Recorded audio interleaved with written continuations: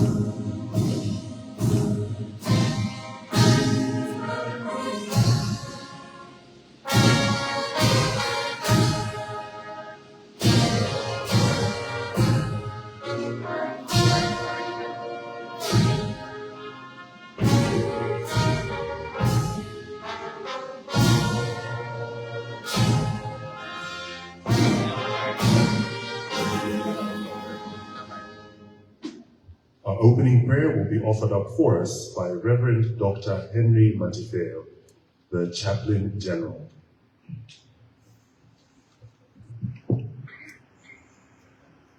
Let us pray. Dear God, we come before your presence this morning to thank you for creating the world and for preserving it to this day.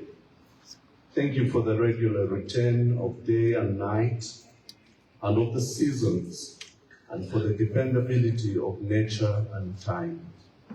Thank you for memory, which helps us to build on the experience of the past, for imagination, which opens the door to a wider world than we would otherwise know, and for the foresight by which we plan for the future. We thank you for this inaugural Invest Zambia International Conference aimed at fostering more investment, more partnership, and the creation of more jobs. We pray for our local cooperating partners and prospective investors from all dimensions. Particularly, we are grateful for the journey mercies rendered to all who have traveled from afar. May they find this time profitable and add to prospects of investing in this great country. Dear Lord, grant President Hakainde Hichilema and all stakeholders in this conference resilience and optimism to take this country to the next level.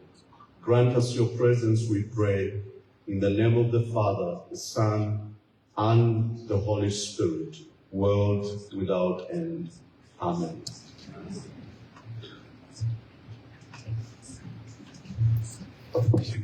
Thank you so very much. We may be seated.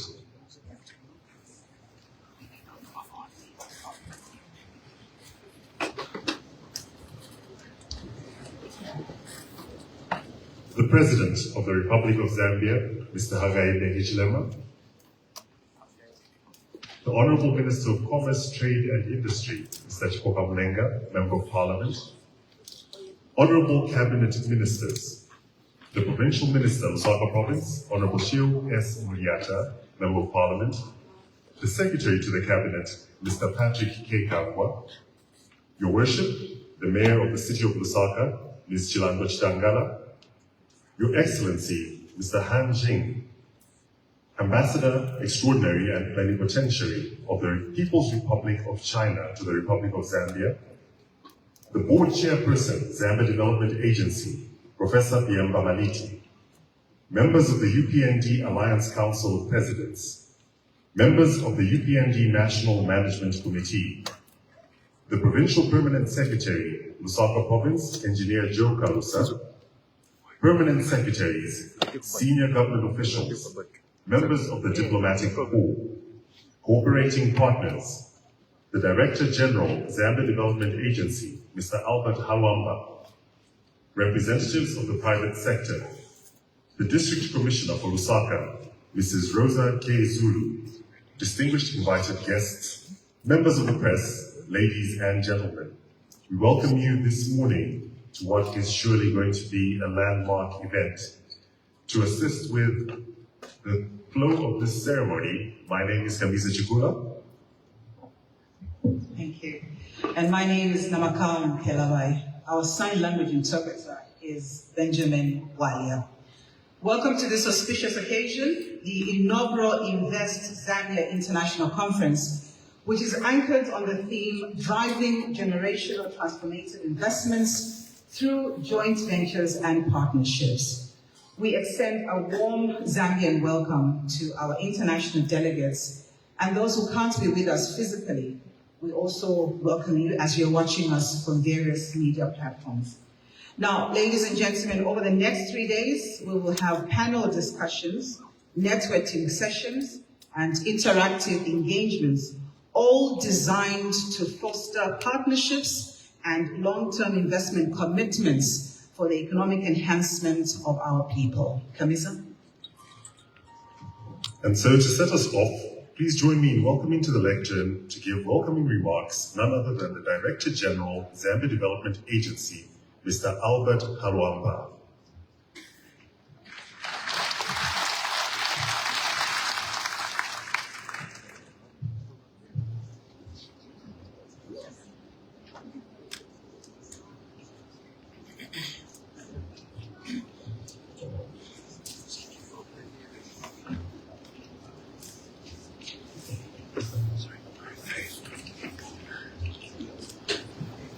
Mr. Hakainde Hichilema, President of the Republic of Zambia, Honorable Chipoka Mlenga MP, Minister of Commerce, Trade and Industry, on account of time, all protocols observed, just to welcome all of you to the first Invest Zambia International Conference. This is a very huge strategic event that is meant to scale up the efforts of the President that he has been embarking on in the last almost nearly 4 years. Mr. President, we have nearly 500 foreign investors seated here, and also close to 1,500 investors that are locally based. We also have a lot of ambassadors and high commissioners of Zambia abroad. Just stand briefly for the President to see high commissioners, ambassadors of Zambia in other countries, please. Just see, Mr. President, how everybody is aligning to your mission. Thank you so much. I know you brought delegations to participate in this event. Mr. President, ISIC is meant to bring investors from across the world, building on what you've been doing for many, many years, starting from 2021. We've seen a lot of investors come into this country. They are looking for opportunities, and they are seeing opportunities across sectors, whether it's mining, energy, agriculture, tourism, or infrastructure. So based on that platform and the work you've done, Mr. President, we decided to start EASY, Invest in Zambia International Conference, which is in Zambia, we invest. So, Mr. President, EASY is a gift to you. This is your gift. This platform is your gift. Every year, you meet investors from across the world in Zambia around this very time. So we believe that this event going forward will bring and scale up more investment going forward. On account of time, Mr. President, we believe that this platform will scale up investments, of course, like the theme is suggesting, driving generational transformative investment through joint ventures and partnerships. And this has been your language, Mr. President, that Zambians must begin to own the means of production.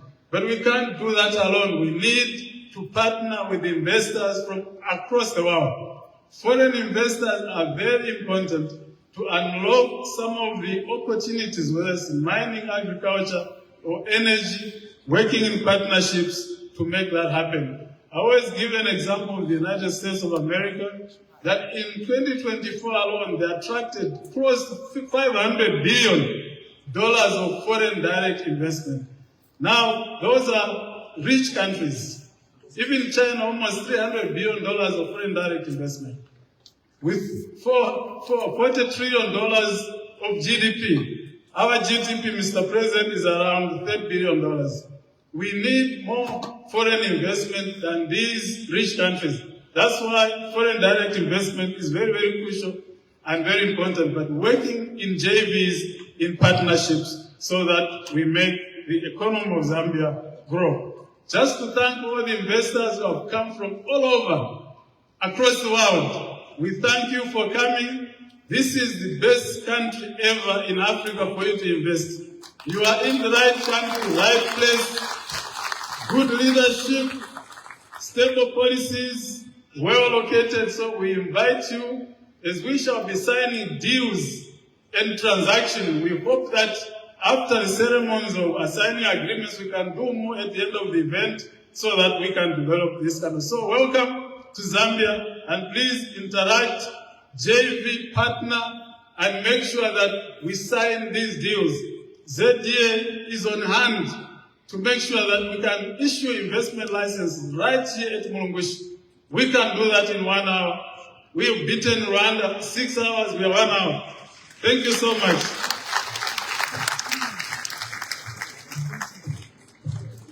Ladies and gentlemen, a round of applause to Mr. Halwampa and his team for daring to dream and for running with the vision. What started as just like an idea has finally culminated into this, the very first edition of EZEC 2025. Thank you, Mr. Halwampa. And to our speakers that are coming after, you may write on the protocols that have already been established in the interest of time.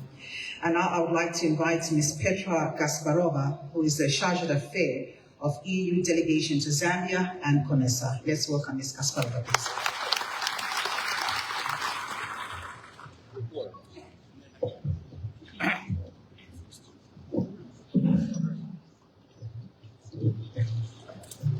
Your Excellency, Mr. President, honorable ministers, as suggested, please allow me to use the protocols that have already been established in the interest of time. It is my great pleasure and honor to represent the European Union today here at the opening of this first Invest Zambia International Conference. And I would like to first and foremost congratulate the government of Zambia and the Zambia Development Agency for hosting this very important event. This event firmly puts Zambia on a map of trending high-quality investment destinations. Europe is the closest neighbor to Africa, and the European Union is Africa's leading partner in trade and investment, but also in energy, peace and security, the green transition, and digital transformation. The European Union is the top trading partner of African countries collectively, and by far their largest export market. African countries together constitute for the European Union the fourth largest trading partner. This year for us is a year of Africa. It is a special year when the African Union and the European Union celebrate 25 years of partnership. And we will hold a new summit between the European Union and Africa in Angola later this year in November. This will be an opportunity to further strengthen the ties and the strategic visions for cooperation between our two continents, guided by shared values and a joint vision for sustainable growth and stability. With Zambia, it is a special year as well. This year, we mark the 50 years of partnership between the European Union and Zambia. And it has been a partnership that evolved from traditional way of providing donor support, which no longer seems to correspond very well to the needs of the world that we are living in and the challenges we face, towards a stronger, more balanced, and a forward-looking partnership. The partnership the European Union offers is a partnership that supports sustainable development based on best environmental, social, and governance standards. It is a partnership based on mutual strategic interests, which promote global and regional connectivity in digital, energy, and transport sectors. It is a partnership that connects people and integrates value chains to strengthen the local value addition and benefit the local communities. This is what we call the global gateway.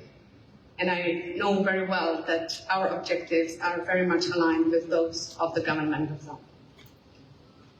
Dear participants, the total investment gap to achieve the Sustainable Development Goals is estimated at more than $2.4 trillion, and yet they only define the minimum levels of development. It is clear that we cannot unlock the transformation we are looking at without the private sector engagement.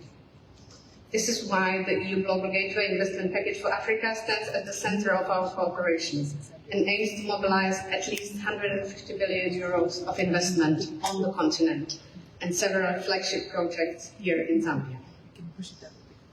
Zambia is a country of great potential and the new business opportunities, and this is why you and all of us are here today. We need to bring European companies and European investors to Zambia. To promote Zambia as the country of investment, we have organized several business fora in close cooperation with the Zambia Development Agency. The last one was held in Kitwe last year in 2024 and looked at growing the copper industry through sustainable value chains. And we were honored to have Mr. President attending that forum. And it is my pleasure to say that some of the companies that came for the first time to Zambia to participate in this forum are actually now finalizing their business deals with local entrepreneurs. It is also my pleasure to announce that the next edition of the EU-Zambia Business Forum will take place on the 12th to 14th of November here in Lusaka, and it will be focusing on business opportunities related to the development of the Lobito Economic Corridor. In line with the Global Gateway strategies, we see the development of the Lobito Corridor as a catalyst for economic opportunities around that transport axis. It is what we call the 360-degree approach, and our support will be addressing all sorts of sectors, starting from policy and regulatory frameworks to environmental, social and governance standards, infrastructure, of course, support to companies, capacity building, skills development, access to finance, and many other things. And the forum held today is a great opportunity for us as a stepping stone to that Lobito forum we will have in November, because we have set up a cooperation with Zambia Development Agency to use, since the sectors we are addressing today are the key sectors of economic development. We are looking at energy, mining value addition, and agriculture. And we will be looking at the same sectors for the Lobito Development Forum. So in partnership with you here and the Zambia Development Agency, we will be helping some of the companies and business cases presenting during the forum we are at now to prepare and support their B2B contacts ahead of the forum in November. And when I say we, I would really like to give credit here to all our member states and the ambassadors and the embassies accredited to Zambia, because we were as Team Europe, and those embassies worked tirelessly to bring the companies and investors here to Zambia. You can already pre-register for the forum. There's a QR code on those banners, so we hope to see many of you again in November attending on the forum today. But important to say from interest, and we see a lot of interest from European companies to the actual deals, the road can still be quite long sometimes. And this is why we are also always looking at facilitating these investments. We are putting a lot of effort into de-risking the investments for the European businesses and also for the local banks and local entrepreneurs through specific programs, but also lending and budgetary guarantees and other financing tools. And of course, we work very closely with the government of Zambia in improving the business and regulatory environments and the conditions for foreign direct investment. It's therefore important that fora like today give us an opportunity not only to present what we do, but also to discuss where potential impediments for business are. We have companies who still face some of the difficulties coming from Europe, and we are working very hard together with the government to address some of those, improve the transparency of the procedures, maybe cutting the red tape in the form of administrative requirements, bringing more clarity to the complex institutional environments, which sometimes can be difficult to navigate, and of course, overcoming physical barriers related to connectivity, transport, or power distribution. The Invest Zambia conference is an outstanding opportunity for us to identify priorities and mobilize the necessary efforts, necessary resources, and the necessary political will to accelerate economic growth for the benefit of the people. The European Union stands ready to support entrepreneurs as well as the state and the government actors to make this a reality. I wish all of us a fruitful forum that leads to many, many new engagements that will benefit Zambia.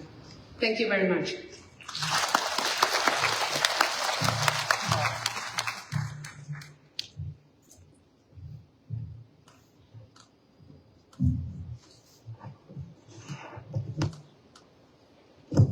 Thank you so very much for that spirited commitment to the process of growth in the industries within Zambia. At this time, please join me in welcoming to give his remarks His Excellency Mr. Han Jing, the Ambassador Extraordinary Plenipotentiary to the People's Republic of China to the Republic of Zambia. Your Excellency.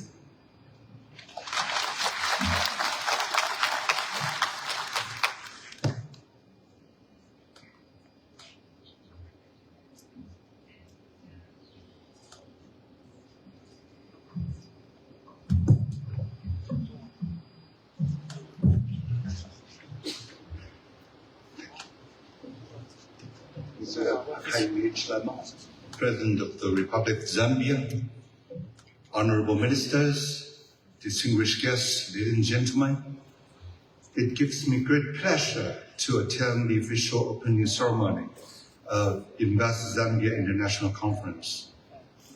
On behalf of the Chinese Embassy in Zambia, the Chinese enterprises, and the Chinese business community, I would like to extend warm congratulations to the successful holding of the conference and our heartfelt thanks to President Hakainde Hichilema and the Zambian government for your long-standing support of Chinese business tide.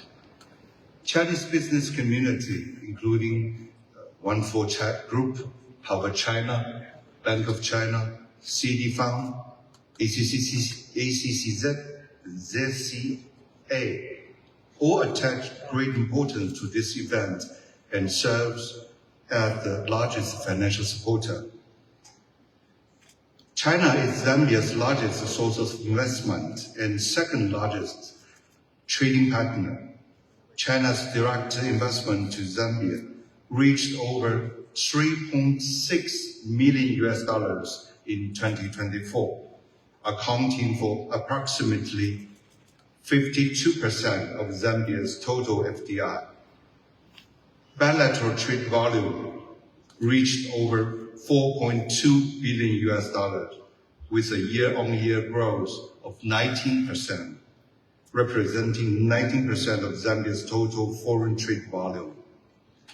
Chinese enterprises who are active across various sectors in Zambia, including mining, transportation, energy, chemical, and agriculture, are important participants in Zambia's economic and key contributors to its development. Recently, several projects have made progress. JCHX Mining has relaunched its Lubumbi copper mine project. 100 megawatt Chisamba solar plant from Power China has been connected to the national grid. Dewatering of Luansha number 28 shaft is advancing smoothly, with major breakthroughs expected within the year.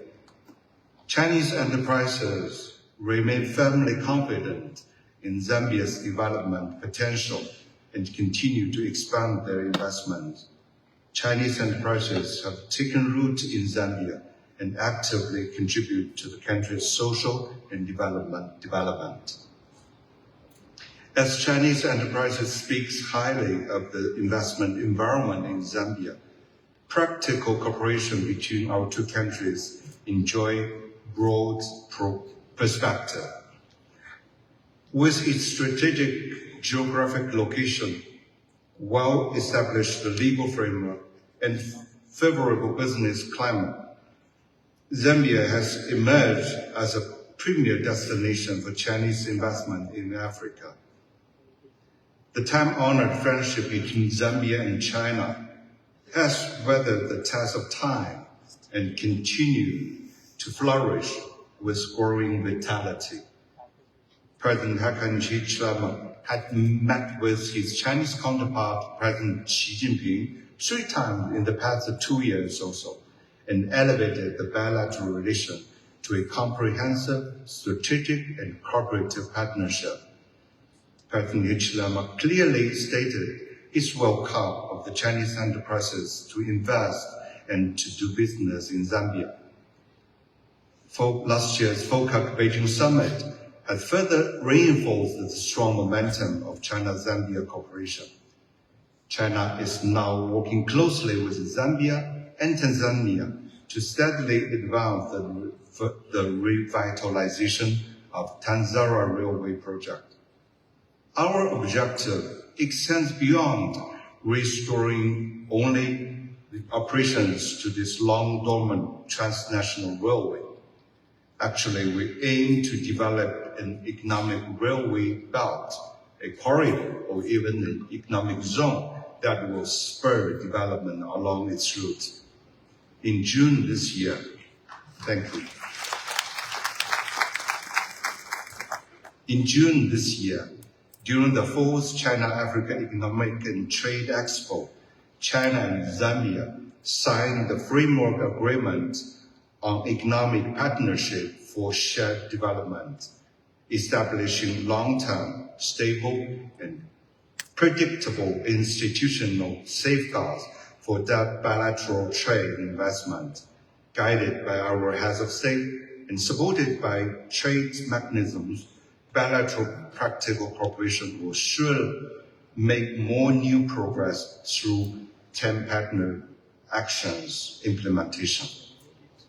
China enterprises firmly fulfill their social responsibilities and call for friendly development environment from all sectors of Zambian society. Regardless of global uncertainties, China will continue supporting our enterprises in expanding their investments, diversifying corporations, and pursuing innovation in Zambia. At the same time, we expect them to strengthen environmental protections and ensure all those compliance. Besides economic contributions, Chinese enterprises also maintain sustained input in local education, healthcare, and social welfare. Meanwhile, we look forward that the Zambian government, media, and public could objectively recognize the substantial achievement of the China-Zambia cooperation, continuously offer support for Chinese enterprises, and foster favorable policy, social, and media environment, jointly safeguarding the big picture of our bilateral friendship. Mr. President, ladies and gentlemen, the Invest Zambia International Conference establishes a new platform for economic growth and bilateral cooperation. We encourage Chinese enterprises to leverage this opportunity, explore cooperation potential, and so secure tangible outcomes that will elevate China-Zambia economic ties in both scale and substance. The Chinese Embassy stands ready to provide our full support. To conclude, I wish the conference a full success and yield fruitful outcomes. Thank you.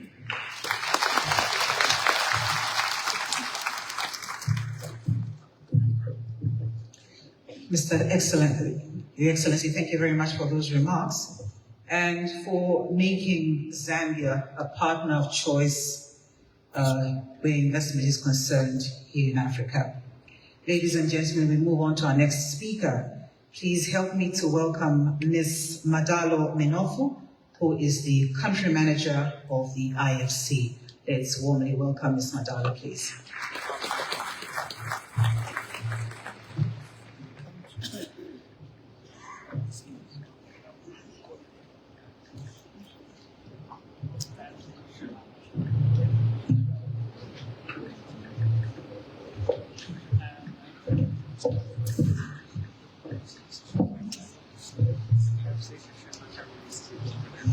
Thank you. Your Excellency, the President of the Republic of Zambia, Mr. Hakainde Hichilema, Honorable Ministers, distinguished cooperating partners, ladies and gentlemen. Many thanks for inviting the World Bank Group to be part of this pivotal investment conference, Invest Zambia 2025. Today, we gather with a shared vision to explore and harness the vast economic opportunities that lie ahead for Zambia. Our collective efforts and collaboration are crucial in driving sustainable growth and development across key sectors such as agriculture, mining, energy, and tourism. Your Excellency, under your leadership, Zambia has made significant strides in creating a conducive environment for investment. As the World Bank Group, we are committed to supporting these efforts and working together to attract new investments that will not only boost the economy, but also create thousands of jobs for Zambian citizens. The jobs agenda is a key theme for the World Bank Group, and we are confronting the jobs challenge with a three-part strategy that combines our public and private sector expertise through either IBRD, IFC, and MIGA. We would like to help countries like Zambia to establish preconditions for jobs by investing in infrastructure, health, and education. Strengthening sectors like infrastructure, energy, mining and transport, agribusiness, healthcare, tourism, and local manufacturing is essential to nurturing vibrant homegrown economies. These are also sectors that resonate with the Zambia Development Plan. We would also like, as a World Bank Group, to position our knowledge bank to support countries to create regulatory and policy environments that allow businesses and entrepreneurs to succeed. And we hope that the World Bank Group's support for the Public-Private Dialogue Forum will also support this by promoting collaborative solutions. We also want to collaborate and partner with investment promotion agencies like Zambia Development Agency to attract capital to high growth sectors with the greatest potential for local employment. Lastly, I would like to mention the expansion of the World Bank Group Guarantee Platform, which has plans to boost guarantee issuance to 20 billion by 2030. This will address investor concerns about political and regulatory risks that have historically kept capital away from developing countries where jobs are most needed. Recently, the World Bank Group launched the Zambia Economic Update, which offers key recommendations to promote economic growth, including boosting agricultural productivity, fostering greater competition within the energy sector, closing tax gaps, and maintaining prudent monetary policies to anchor inflation expectation and preserve policy credibility. We believe that this report provides the necessary insights to not only ensure the growth of the Zambian economy, but also position Zambia as a premier investment destination.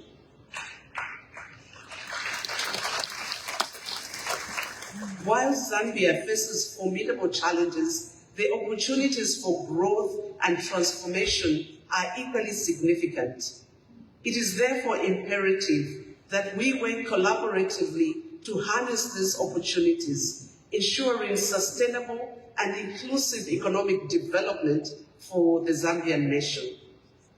The World Bank Group, through the Zambia Country Partnership Framework 2025 to 2029, looks forward to continuing to engage with government and all partners in fruitful discussions and forging partnerships that will drive Zambia's economic future. I am confident that the Invest Zambia International Conference 2025 will positively showcase Zambia as a preferred investment destination and attract more joint ventures between local and international investors. And through our various organizations like IFC, we are also ready to provide the much needed capital and advisory services that the investors may need. I thank you.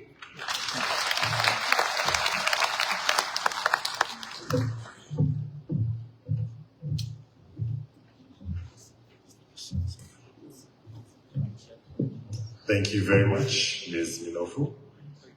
I'd now like to invite to the lectern Ms. Pamela Coke-Hamilton, United Nations Assistant Secretary General and Executive Director, International Trade Center.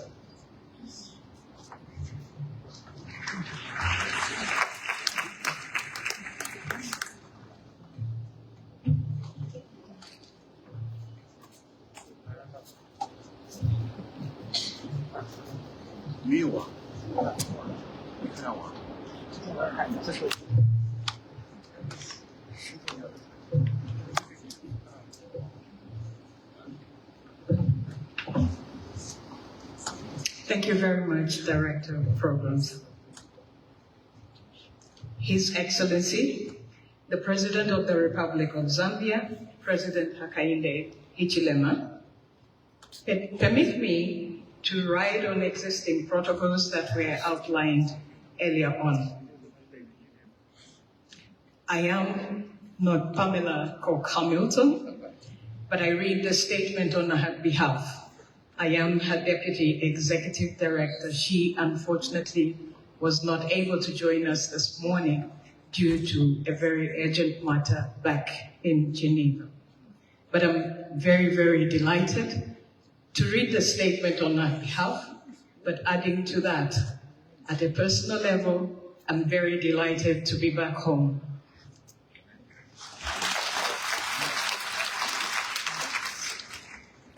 Her statement reads as follows. For those that may not be familiar with who the International Trade Center is, It is a joint agency of the United Nations and the World Trade Organization with over 60 years of experience in supporting small and medium-sized businesses in developing countries.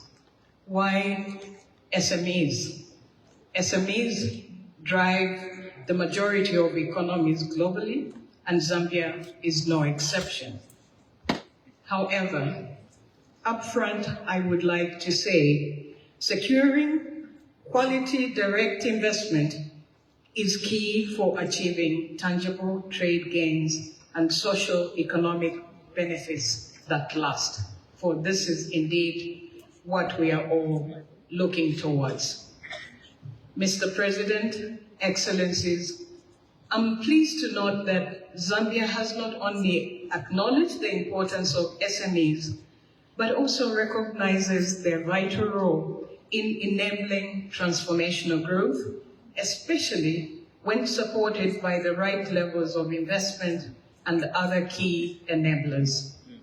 I further note that in recent years, Zambia has indeed been implementing some robust strategic initiatives advancing the development agenda, government-led, development partner-supported, and indeed private sector-driven. Zambian SMEs have been exporting goods and services to markets both across the African continent and other regions. And we at ITC have been supporting some of these activities. We have seen them showcasing new digitally powered solutions for financial services in forums from Lisbon to Helsinki to Barcelona, winning new funding opportunities and securing awards, as we have seen with microfinance startups like Lupia and Sparko. They have been applying new techniques to agriculture production that have boosted their yields while mitigating potential negative environmental impacts. And we have seen with farmers that we have worked with in communities like Pemba and Mumbwa as part of the cotton value chain work that we are doing. But we all know this is good, but not enough. Today, we stand at an inflection point. Traditional development assistance is tightening, but also evolving as funder partners move away from the traditional aid for trade paradigm towards mutually beneficial investment for trade. And the world is not standing still. The digital transformation and the green transition are picking up speed, and they will not wait for us to catch up. That is why Zambia must forge ahead even bolder and more transformative partnerships between governments, investors, the private sector, and indeed development partners. A partnership that is coherent, ambitious, action-oriented, innovative, and inclusive. That is what is really needed. And let me break this down a little bit. First, it must be coherent, because silos will only serve to hold everyone back. Banks, corporate institutions, farmers, entrepreneurs, government agencies, and international organizations must all align, or SMEs will pay the price. The political will is here. We congratulate you, Mr. President, for your leadership. The onus is on us to act now. Second, it must be ambitious, because Zambia is not short on potential. They are natural resources, human capital, and entrepreneurial spirit right here. But incremental gains will not allow us to meet the demands of our time. Therefore, it is important that we take the solutions that we have and scale them up and craft new ones with Zambia as leader in green trade and digital innovation across the continent. Third, we must be action-oriented because therein lies Zambia's strength. Zambia must implement, and implement, enacting solutions that work for us as Zambians. And I deliberately say us as Zambians because I'm one of you. And we need to reflect on our needs. We cannot stop there. We must keep learning and refining these solutions, ensuring that these remain fit for purpose and lead to concrete impacts on the ground.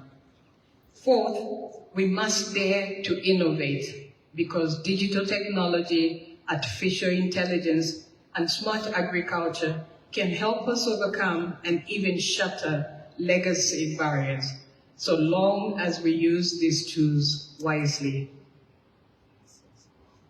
Zambia must ensure that they don't follow the same path as others, where this is not right for the situations. Zambia can actually be able to chart its own course and still get to the ultimate objective. And fifth, we must press forward, making trade more inclusive, leaving no Zambian behind. Young people, women entrepreneurs, smallholder farmers, and other vulnerable groups cannot be on the sidelines or solely participants in this transformation. They must be empowered to lead it. These elements are in full alignment of the Zambia Vision 2030 and the collective aspiration of becoming a prosperous middle-income nation. Zambian SMEs are changing the understanding of trade and what it has to offer. And behind every one of these success stories, investment has played an essential role, whether in making possible the necessary infrastructure, technologies or value addition capabilities and activities. And the best is yet to come, so long as we are prepared to act together in a very bold way. We do not need to wait for the global trends to shape our future. We can be the ones leading the trends and leading the charge towards connected, sustainable, and inclusive trade. Let me now turn at this juncture to what we at ITC, together with other partners, can actually be able to contribute towards supporting the plan that outlined. At the International Trade Center, we have a long history of working alongside Zambian SMEs, as well as with the Zambian government and international partners to help SMEs compete and trade. We also work globally, active in 142 countries as of last year. The reason I provide this statistic is to also give a sense in terms of some of the observations and indeed the good practices that we have observed in other countries, and where applicable, how we can integrate this into the support that we have provided. 2014, to give a sense of what we have done, we have supported over 58,000 MSMEs, over 28,000 led by women, to improve their operations, close international business deals, and attract investment. As a result, they undertook 240 million in new business and investment transactions globally. But what really matters in all this are the people behind the numbers that I share, whose livelihoods and communities have been transformed. That's what we do today is really about. I could give a lot of illustrations in terms of specific work in other countries, but in the interest of time, I will not do that. I will instead share my statement for the additional details. Let me get to the crux of the matter from our side. What is it that we would be able to bring to the table? First, to promote and facilitate quality direct investment. What we do is working with partners to create a friendly environment and attract local, regional, and international investors, including by supporting governments in implementing major global frameworks like the World Trade Organization Investment Facilitation for Development Agreement and the continental-wide agreements like the African Continental Free Trade Area Investment Protocol. All these frameworks are ones that we certainly believe would be good and advantageous for Zambia to take forward to try and address some of the issues. Second point in relation to what we can contribute relates to Zambia's strength in the critical raw materials that is already well known, not just for copper, but also for minerals like cobalt, nickel, and manganese that are in high demand for EV batteries, which can in turn be game changers for energy storage, mobility, and electrification. These are really vital for both tackling the climate crisis and for Zambia's economic future, given the global race for critical raw materials needed in the green transition. But this can be a story coming from anywhere. We know that there have been instances where we've had investments, perhaps investment that could be better managed, one that really yields profits and leads to preventable environmental harm of social problems. We cannot have a story where mineral wealth is extracted and only yields profits. And I believe strategic partnerships would really be able to address some of these issues. It is important that we also, in our work, are able to focus a lot more, not only on what is happening at the national level, but also bring into the picture the efforts that are being made at the regional level. The regional integration possibilities are huge and ones that would not open doors for private sector in Zambia, but also private sector in the region, but also going beyond that, would be opening a huge opening for Zambia's positioning as a regional hub and being able to optimize all the opportunities that come as part of the AFCFTA, but working with others in the region, also leveraging that to optimize opportunities that go beyond the region. And in this particular area, with the kind support of the European Union, we have a project that we are implementing as part of the continental efforts, but specific for Zambia. We are just starting to implement a $10 million Euro project that covers Zambia as part of COMESA. Implementing this together with UNIDO and other partners. Finally, I wanted to reiterate the importance of inclusion so that more Zambian women and youth can chase their economic dreams. It is a priority for us at ITC, where we work with partners to invest in skills development, in enabling a supportive business and regulatory ecosystem, and making finance more accessible, including teaming up with both traditional and non-traditional financing solutions. And I just wanted to quickly highlight the fact that last year, together with the World Trade Organization and with the support of the United Arab Emirates and FIFA World Cup Qatar 2022 Legacy Fund, we launched a multi-million-dollar Women Exporters in Digital Economy Fund. In short, WIDE Fund.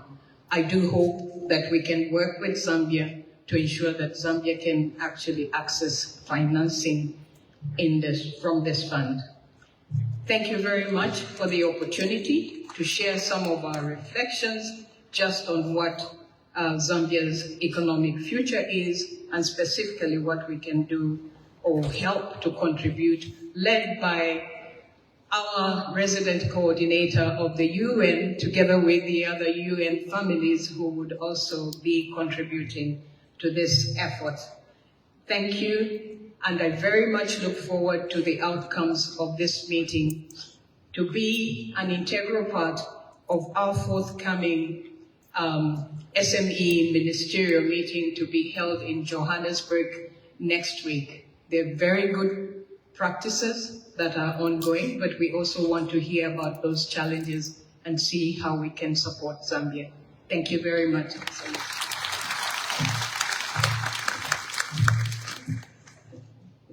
Director Dorothy Tembo, thank you very much for those remarks and for your passion for your home country, Zambia. Welcome home. It's now time for our next speaker, and this is Mr. Calvin Bailey, MBE, MP, United Kingdom Trade Envoy to Southern Africa. Let's welcome Mr. Bailey, please.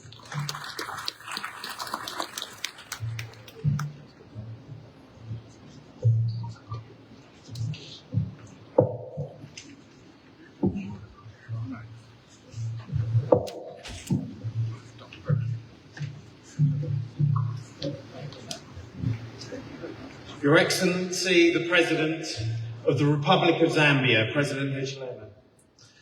Honourable Ministers, Excellencies, distinguished guests, ladies and gentlemen, members of the media, all protocols observed.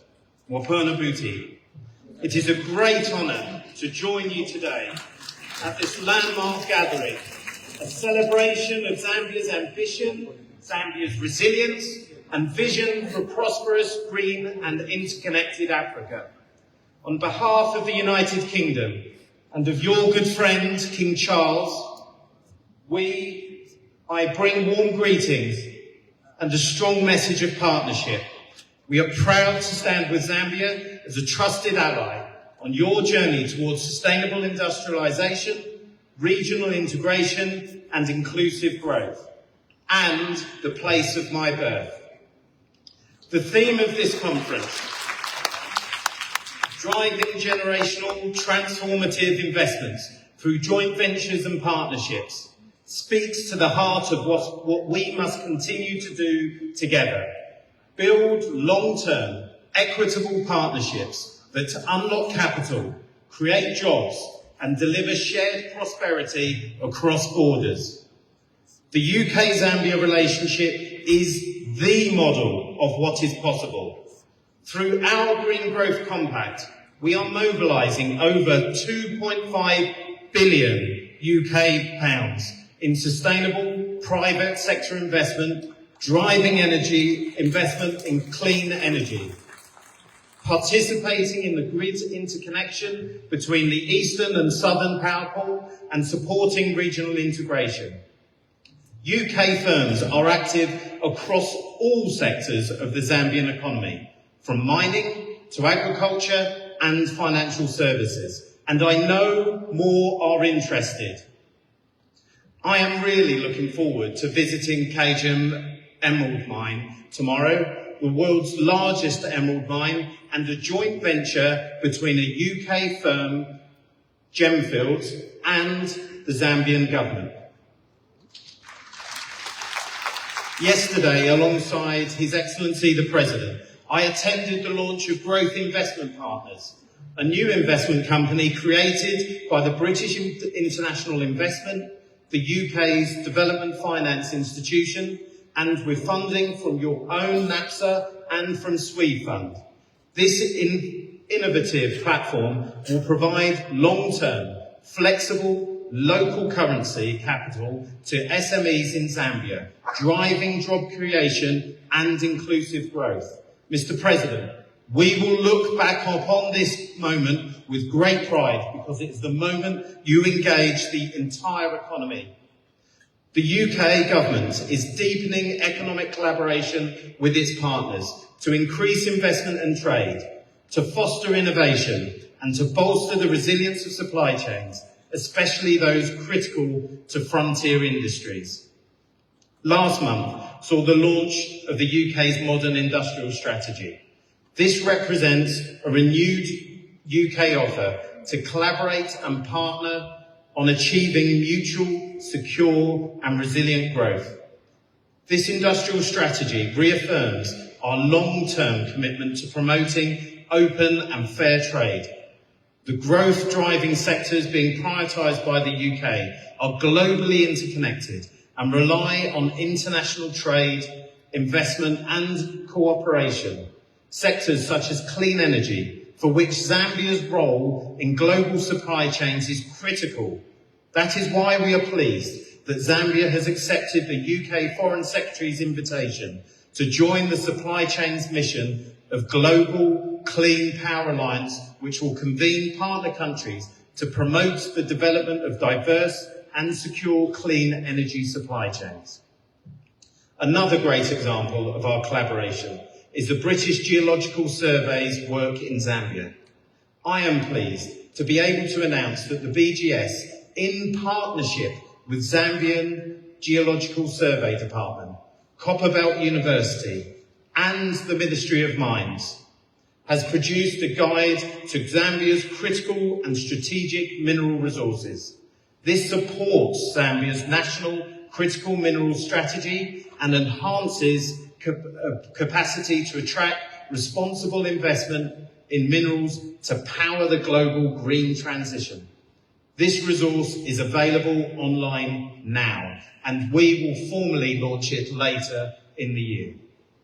And today, I am pleased to highlight the UK's latest trade reforms, launched last week under the Developing Countries Trading Scheme. These reforms streamline access to the UK market for African exporters, including Zambia, and are designed to boost exports, create jobs, and support economic growth across the continent. This will simplify rules of origin, allowing countries like Zambia to source inputs from across Africa while maintaining tariff-free access to the United Kingdom. The DCTS will help unlock opportunities for Zambia to take opportunities and advantage of inter-African trade. The African Continental Free Trade Area offers a historic opportunity to create a single market of 1.4 billion people. But to realise its full potential, we must invest in the systems that connect African economies, transport corridors, digital infrastructure, harmonised standards, export promotion and resilient supply chains. The reforms to the DCTS are part of the UK's broader Trade for Development offer and our new trade strategy, which prioritises growth through global partnerships and future-facing markets, alongside which the UK will be providing targeted support to help exporters meet UK standards and navigate customs procedures, making it easier for our partner countries to trade services, including digital, legal and financial services. The UK is a dependable partner. We believe in African-led development, and we are committed to supporting Zambia's role as a regional hub for trade logistics, innovation and green growth. To our Zambian hosts, my brothers and sisters, thank you for your leadership. To our fellow investors and development partners, let us seize this moment. Let us forge partnerships that are bold, inclusive and future-facing. Together, we can build a continent that trades more, grows more, sustainably, thrives more equitably, and that partners ever more productively with the UK for the benefit of both countries. Twalumba, thank you.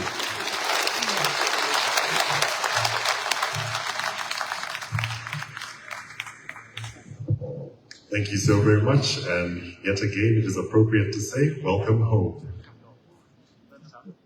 At this time, we will hear some brief remarks from a representative of one of the operating partners in the form of a private entity, and that is an actual player in the industry. And so please join me in welcoming Mr. Anthony Malenga, the country manager, Barrick Lumwana.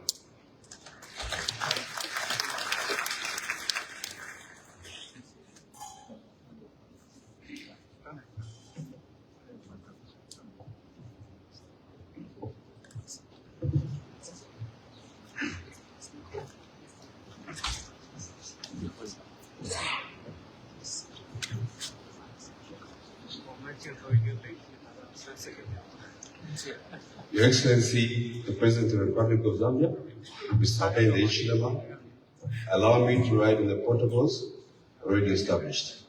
I will just share our success story and just to congratulate you and the government on the pro-business approach, the policy stability in transforming the mining sector, as well as the economy at large. Thank you, Your Excellency.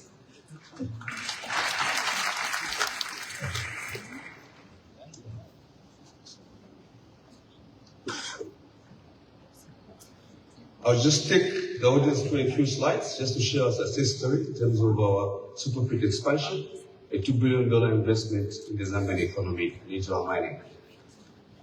That's our global footprint as Barrick, 18 countries. We're a gold and mining company, and pleased to say that Lumwana is the biggest gold asset we have in our portfolio. This is our story of transformation. You can see from 2021. It's change in policy and everything. We invested in new fleet, and we have also published our feasibility report in 2024. And the Barrick board has approved a $2 billion investment, and that expansion is well underway.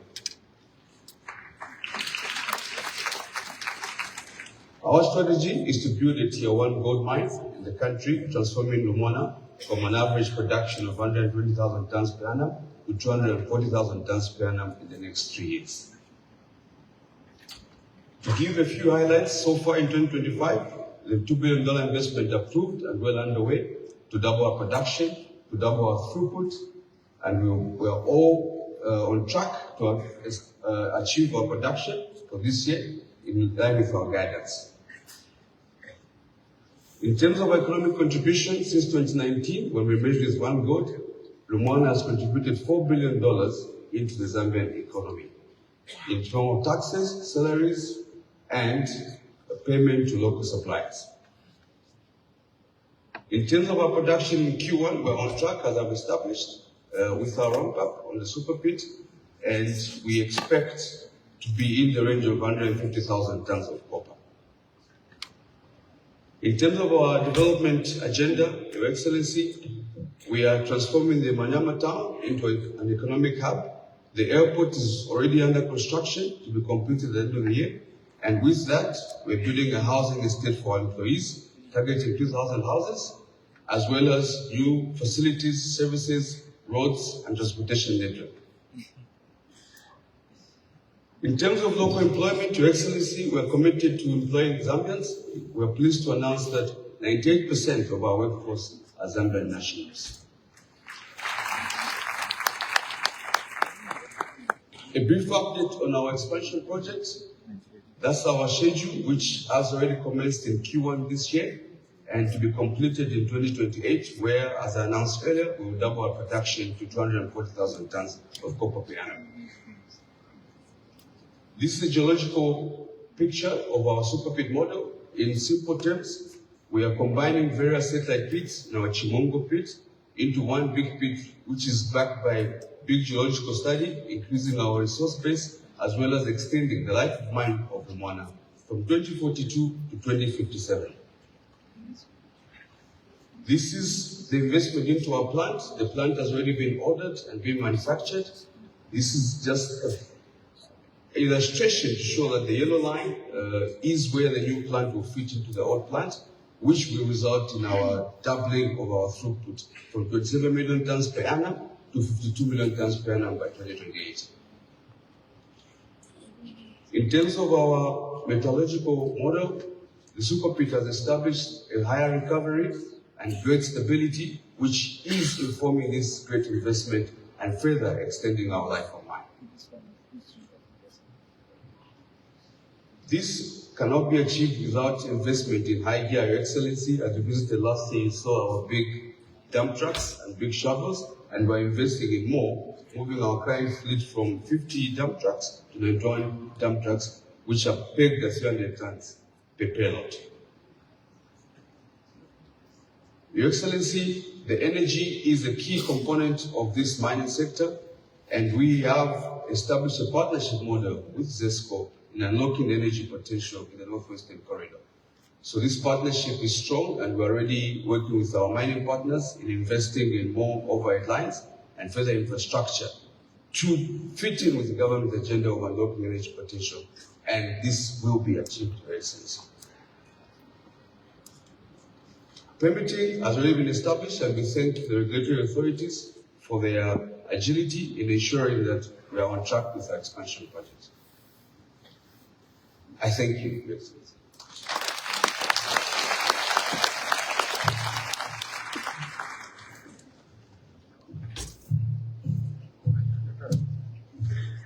Thank you very much, Mr. Melenga. Ladies and gentlemen, a round of applause to Barrick Umwana.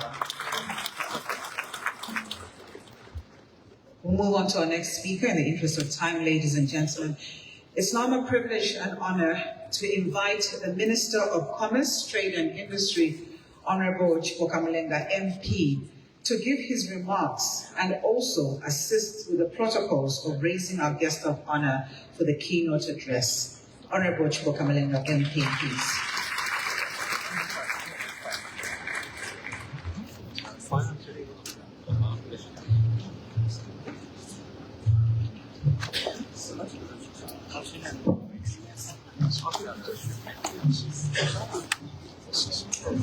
It is a very exciting day today.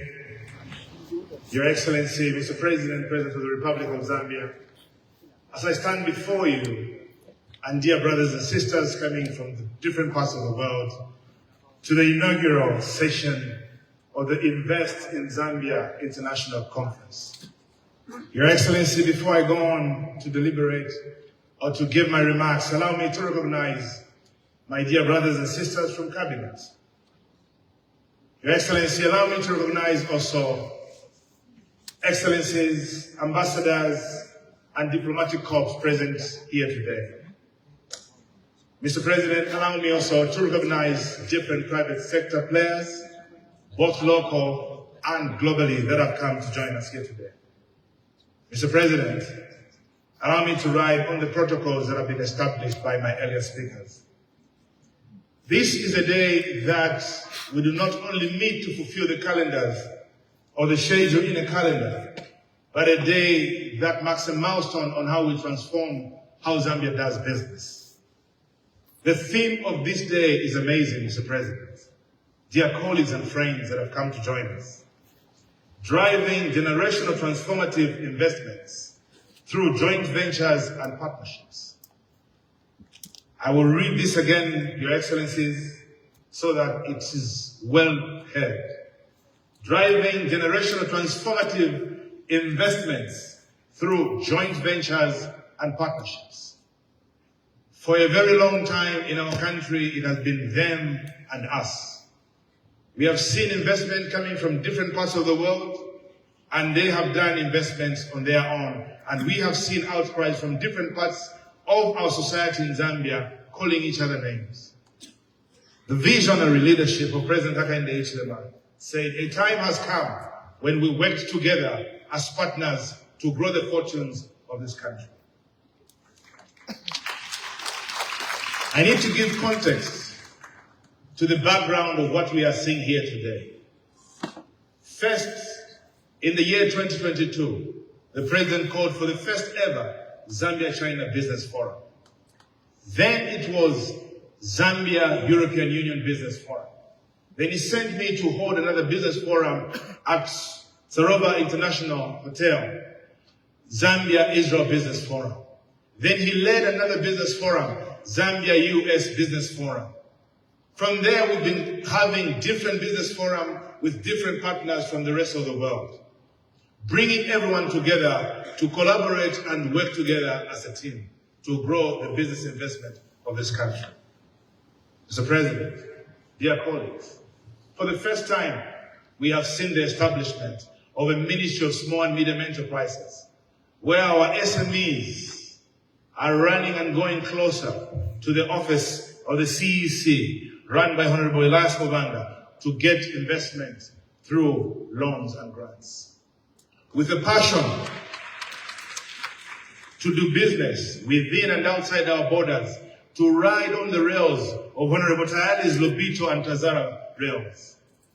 With a passion to communicate throughout their business forums and journeys, with towers erected across the country, new towers erected through the Ministry of Science and Technology of Honorable Elias Mutati. Leaders, ladies and gentlemen, we have seen how the labor community comes to work together to attract foreign investors, where the labor force is predictable, determined by good policies, and understood through the Ministry of Labor and Social Security.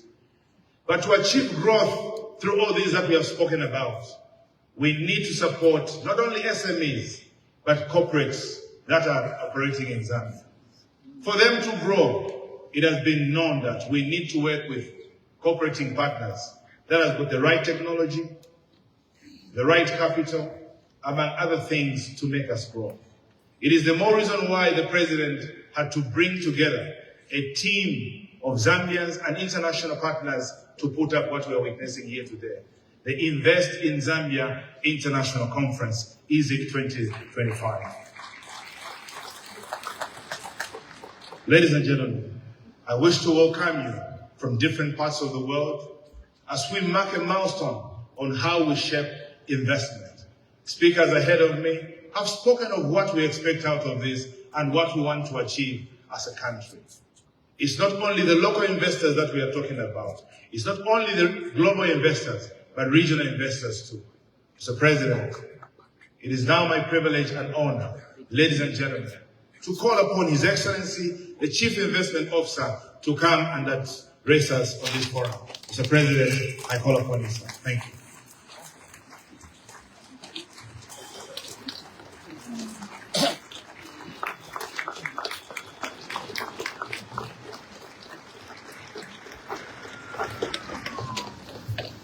You may take your seats, please. Please do take your seats. Thank you very much. Let me recognize the ministers that are here from Zambia, from other countries, and all senior officials from here and different jurisdictions that are in attendance today. I must acknowledge Honorable Kelvin Bailey, the UK's trade envoy to Zambia and the region, Chinese ambassador, my EU colleague that is seated with us at the top table, obviously the Zambia Development Agency Chief Executive and your team. I'm aware that we have business leaders here from Zambia, within the country, and countries outside.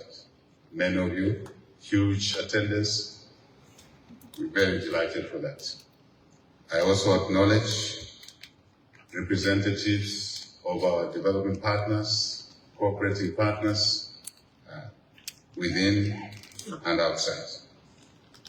Diplomatic corps from outside representing Zambia here, but also our ambassadors and high commissioners that are based outside our country, looking out for investments for us. And some of the delegations that are here have been orchestrated by these high commissioners, ambassadors. I know who is working, I know who is not. So we are watching them. How do we know you are working? You bring investors here, and they invest here. That's how we know you're working. Obviously, we have sponsors. They invest in Zambia, international conference sponsors. We acknowledge your presence. Thank you for stretching your revenue statements and making money available for this important conference. Distinguished participants, members of the press, ladies and gentlemen, my duty first is to welcome you all here. Truly, truly, warmly welcome you here. Especially those that have had to travel long distances to come to Zambia, to be in this Invest in Zambia International Conference. We know you are busy. We know that you have targets to meet in your businesses, in your countries. And the fact that you took a decision to join us at our behest, at our invitation, we really appreciate that, even before you sign the transactions that we expect you to do so. Thank you so much for coming to visit us.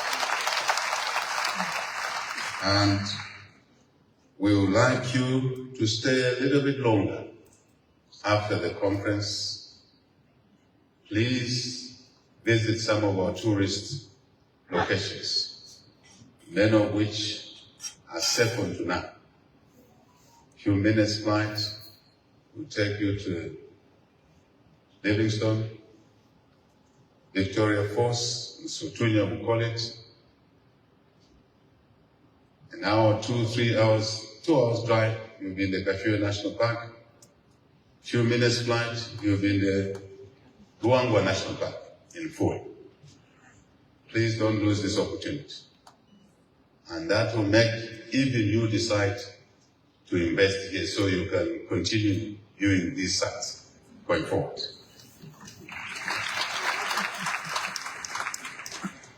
I am seated here, there, listening to messages, wonderful messages that have been given by the speakers, able speakers, all of them. Thank you for those messages. But just to indicate to you that this conference is important to us. As you heard from the Minister of Commerce, we have been working on building blocks to get to today. My EU colleagues are aware that shortly after we were elected by the people of Zambia, I went into Brussels and addressed the European Union Parliament and talked about Zambia being back in the Champions League. I know some of you have forgotten. I know you have forgotten. All those were building blocks, including my visitations, President's visitations to China, visitations to the US, visitations into the GCC countries in the Middle East. All of those were building blocks towards today. And the things that have happened in our 3 years, 11 months in office today. All these things are connected. They were orchestrated by ourselves, deliberately, intentionally, because that's the way to get things done, we believe. Yes, I see Ambassador from Egypt. My visit there, talking to Arab contractors, was deliberate. And I hope we'll be concluding our projects together in that area. So are many of you ambassadors. We've done a great job. We invite you to State House, go to ministries. It's only one story. Let's work together. Let's invest in this country. And we know the benefits that will accrue from the decisions that we make. And I'll just articulate a few of those before I close. As the English say, the test of the pudding is in the eating. What have we been able to do in the last 3 years, 11 months. But for now, please, this conference, maximize the benefits that come out of it. As I told you, the building blocks, yes, we are saying this kind of conference is the first one, but this fellow standing here as a young man in the 90s, late 90s, I led 2 investment conferences like this, not exactly like this. In 1997, here in Zambia, I chaired a conference, Investment Opportunities in Zambia. 1999, fairly young man then, chaired a similar conference in London, Zambia Investment Opportunities. This is the time I was in the private sector. And for me, this is a long road that we've been walking on. Today, I'm officiating as head of state. But this has been a problem. This has been a walk, a long walk, all of it with a single-mindedness to get Zambia to realize its potential. Not to talk about potential every now and then, but to realize that potential. So, our vision now, and as it was even when we were still in opposition, was to drive, to accelerate economic growth. Growth and more growth. In summary, for jobs, for our youthful population. 1. 2, to create more business opportunities for our domestic businesses, for our partners from the region, within Africa and outside of Africa. Very clear in our minds. 3, to enhance treasury income, which would allow us to invest more in improving the business operating environment. And then we can have a cycle of investment, reinvestments, and jobs, more jobs, and more business opportunities. Very simple agenda. Very important yet. That is what we are standing to do, and this conference is one amongst many of the issues we're working on. I must always remind fellow citizens that when we do these things,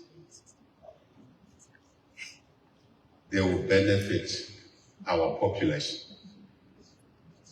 in many ways. Free education for our children. And since we came into office, reintroduced free education, we've taken back school-going age children to the level or number of 2 million who were out of school. We cannot support free education without growing the economy. Not possible. We can't share poverty. No matter how much we love each other, we can only redistribute benefits from growth. And benefits from growth will only be occasioned if we invest, we trade. Simple. Citizens know why I'm emphasizing this, because sometimes there's a disjoint in the understanding of these things. We'll be able to look after the sick, the old, those who have retired. We'll be able to look after those with disabilities. That's the story. But as we seek growth of our own country, we also seek the growth of our region. SADC, our region's East African community, ECOWAS, the North, Arab Africa, Central Africa, because we understand if our continent is growing, then we are able to address a lot of things, including nuances, such as the boat people going into Europe. If we offer them opportunities on this continent, the chances are that they don't have to take the risks that they're taking, with the possibility of dying in the high seas. But they do it over and over because they're looking for opportunities. Let's convert our resource endowments into value and create opportunities for our people. Very simple. And I think some of us are now on the continent pushing as leaders that we must, on African continent, we must change the narrative from every time we meet, 80% of the time we're talking politics. We would like, some of us, as presidents, newer presidents on the continent, that we change the narrative. 70% of our time we must be talking about economies, investments, trade.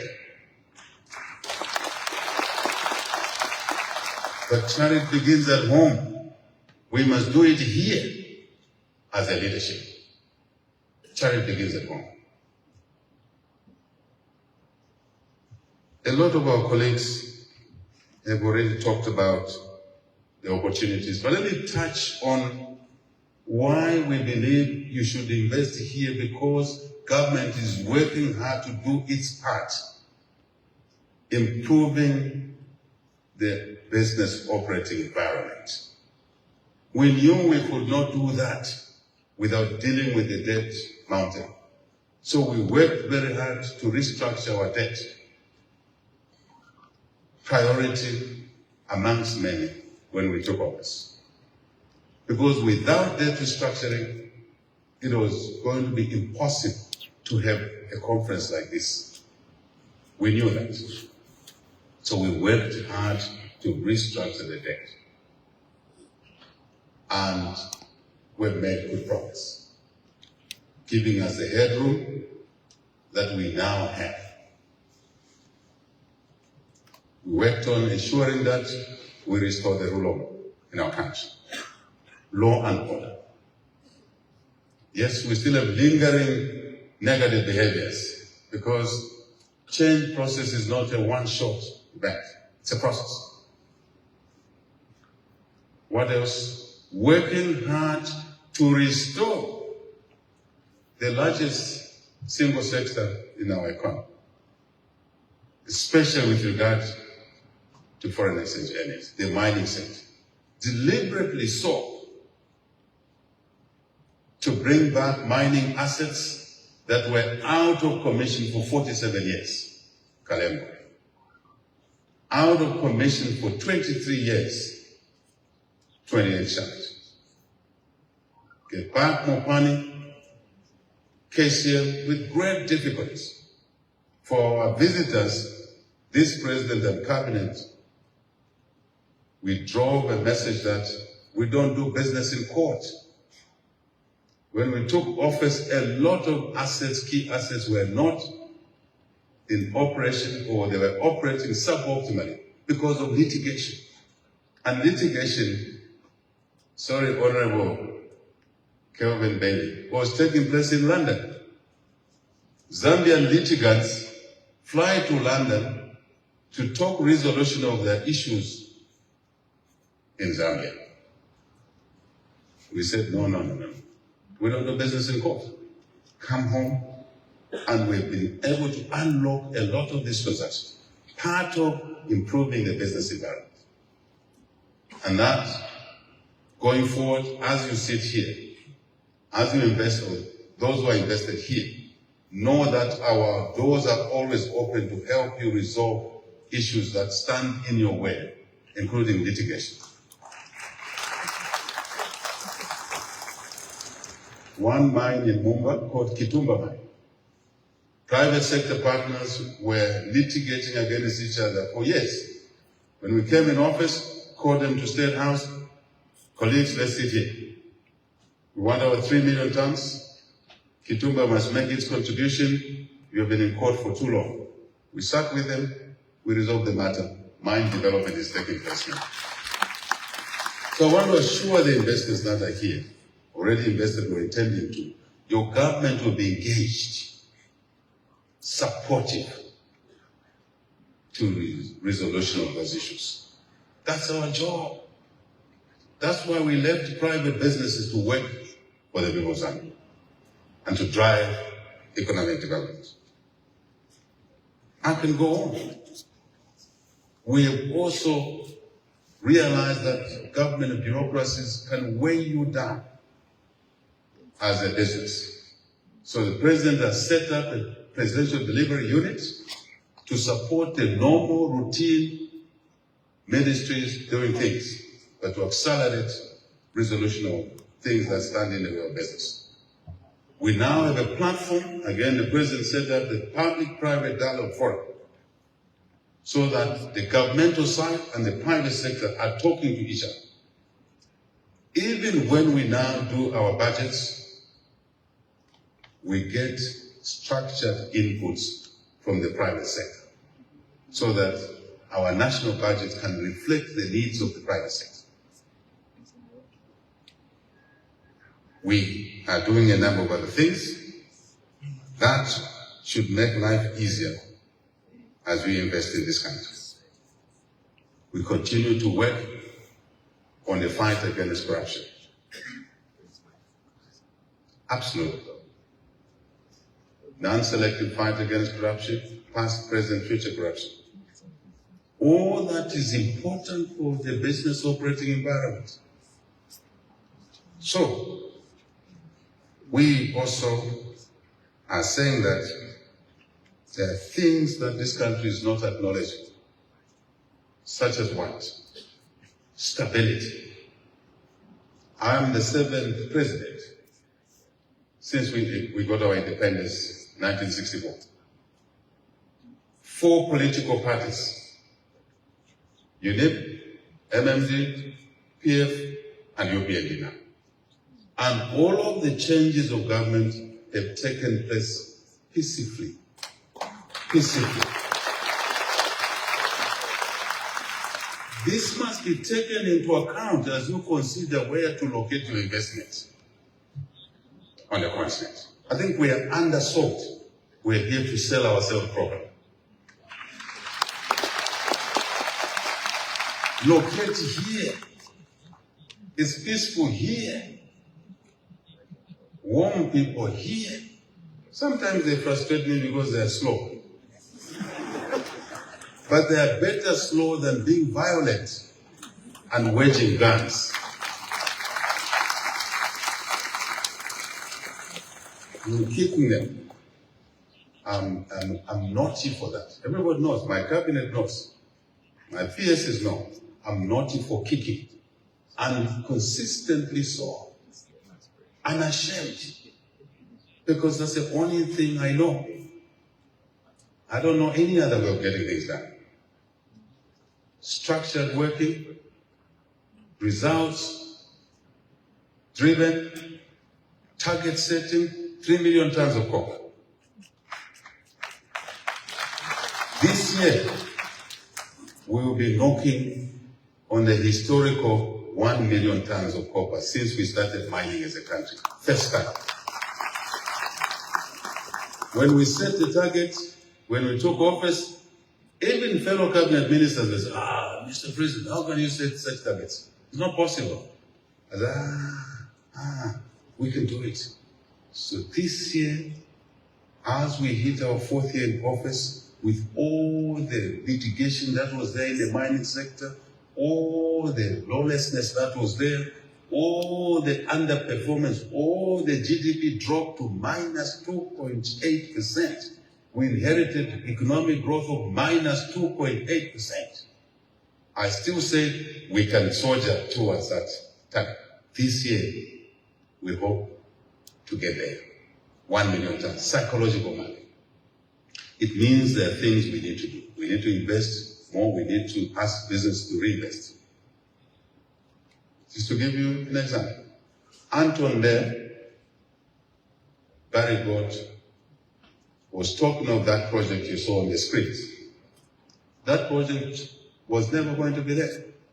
Before the elections of 2021, Lumana was considering exiting. And I said to the guys, just wait a little bit, wait for the elections. the elections came, they stopped their exit plans, they reinvested after discussions $2 billion. Super big.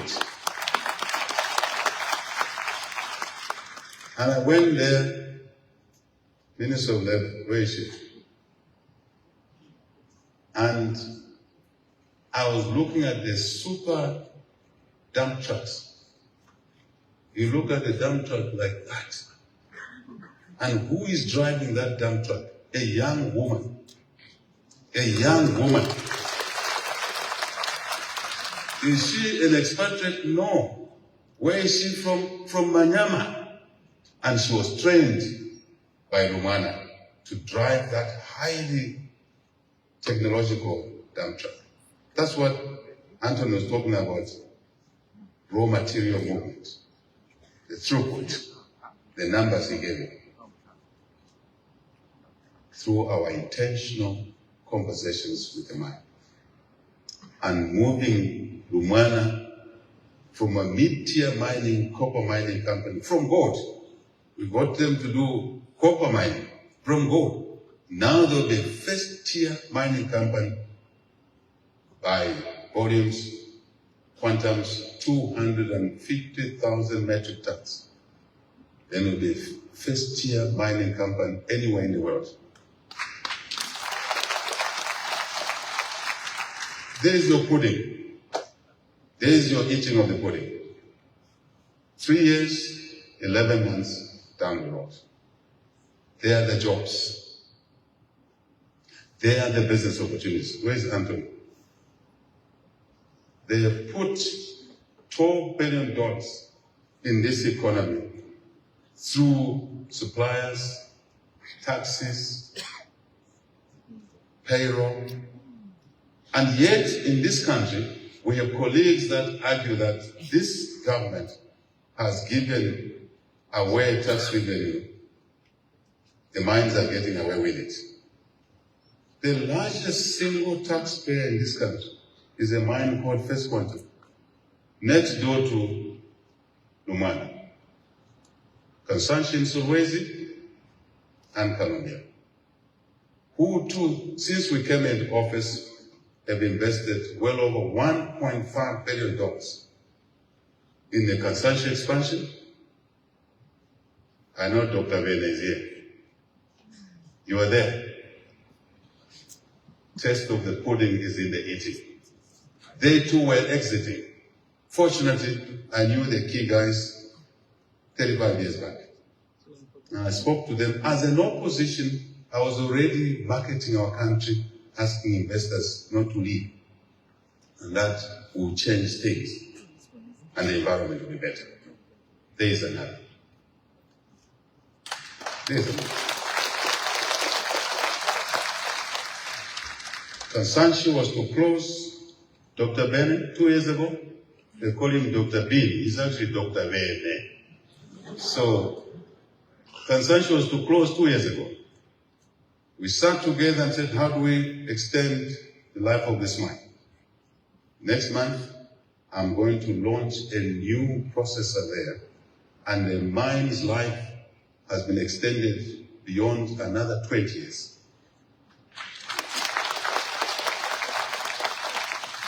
There is a taste of your pudding. We've actually developed now, in the last 3 years, 11 months, the largest nickel mine on the African continent. There. I'm talking about the business operating environment. I'm talking to somebody seated in this room, somebody listening to this conversation that Zambia is a place to be. Zambia is the place to be. Things happen here. It's possible. Working together. That's the message. I can go on, but frankly speaking, little facilitation we're doing. We realize the country's resources are not known. We talk about it. For the first time, this government has invested in the high resolution geophysical mapping for our minerals, for our water, for our soils. And we are investing that money ourselves as citizens through the budget. Where I stand here, because I'm the first one to receive data, what is coming out is overwhelming in terms of resource endowments in this country. But we want to manage these resources in a way that we don't have rivers of blood. That's why we are talking about 4 things now. Legal mining, legal, not illegal mining. 2, safe mining. I'm not going to sit here as head of state to allow our young people going into tunnels and dying every day. There has to be safe mining. Investments, please. 3, formal trade. So that value of those resources come into the economy. It helps our growth agenda. 4, new thing now, security. We don't want Zambia to be insecure like other countries. And then we start exporting insecurity in the region and on the continent. And invariably in the world. I call it. No. That's all I'm saying. So investors, please, we must have legal mining. We must have safe mining. Safe mining extends beyond just physical accidents. It's also managing the environment properly. And then making sure that our trade comes into economy in a formal way. More value, more opportunities, and security. I've repeated these things for a reason. Zambians know. We have a debate now whether the government must allow illegal mining. No, no, no, no, never. But we want Zambians to participate. We've given, Minister of Mines is not here, lots of licenses to Zambians. But now we want them to be partners. Small, medium size partners, large mines, to partner with Zambians with the licenses. Ticks the box of legal mining. Kwenyu. Right? Then we can tick the box of safe mining because they have a partner who is able to bring equipment so we can bench a mine properly. Then we can trade formally. And the country remains secure, even with its resource endowments.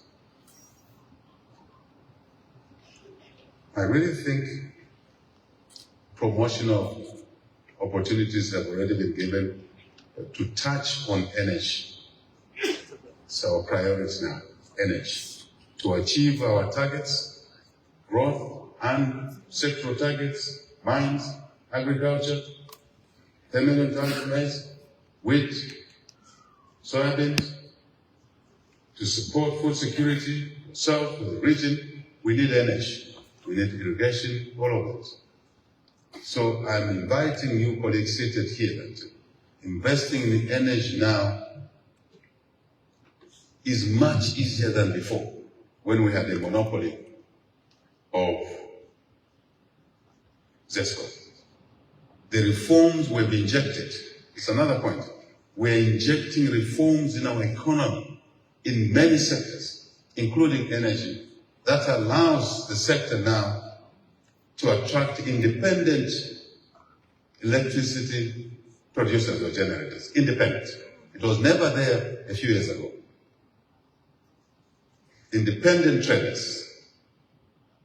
Open access. Meaning you can generate from any part of the country and you move power to the demand point, a mine, for example, or an agricultural irrigation facility, which was not possible a few years ago. We've brought in reforms that makes it possible, including the energy mix, net metering, power blending. The experts in the energy know that. All these reforms are meant to help us generate more energy to support the economic growth agenda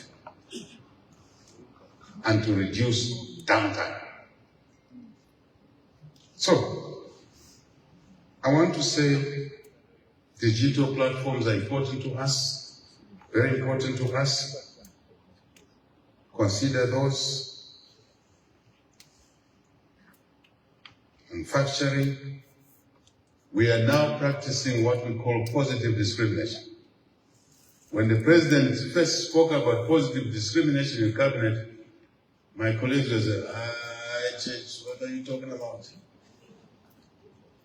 If you produce here, you employ people here, you pay taxes here, in the procurement decision making will give you priority.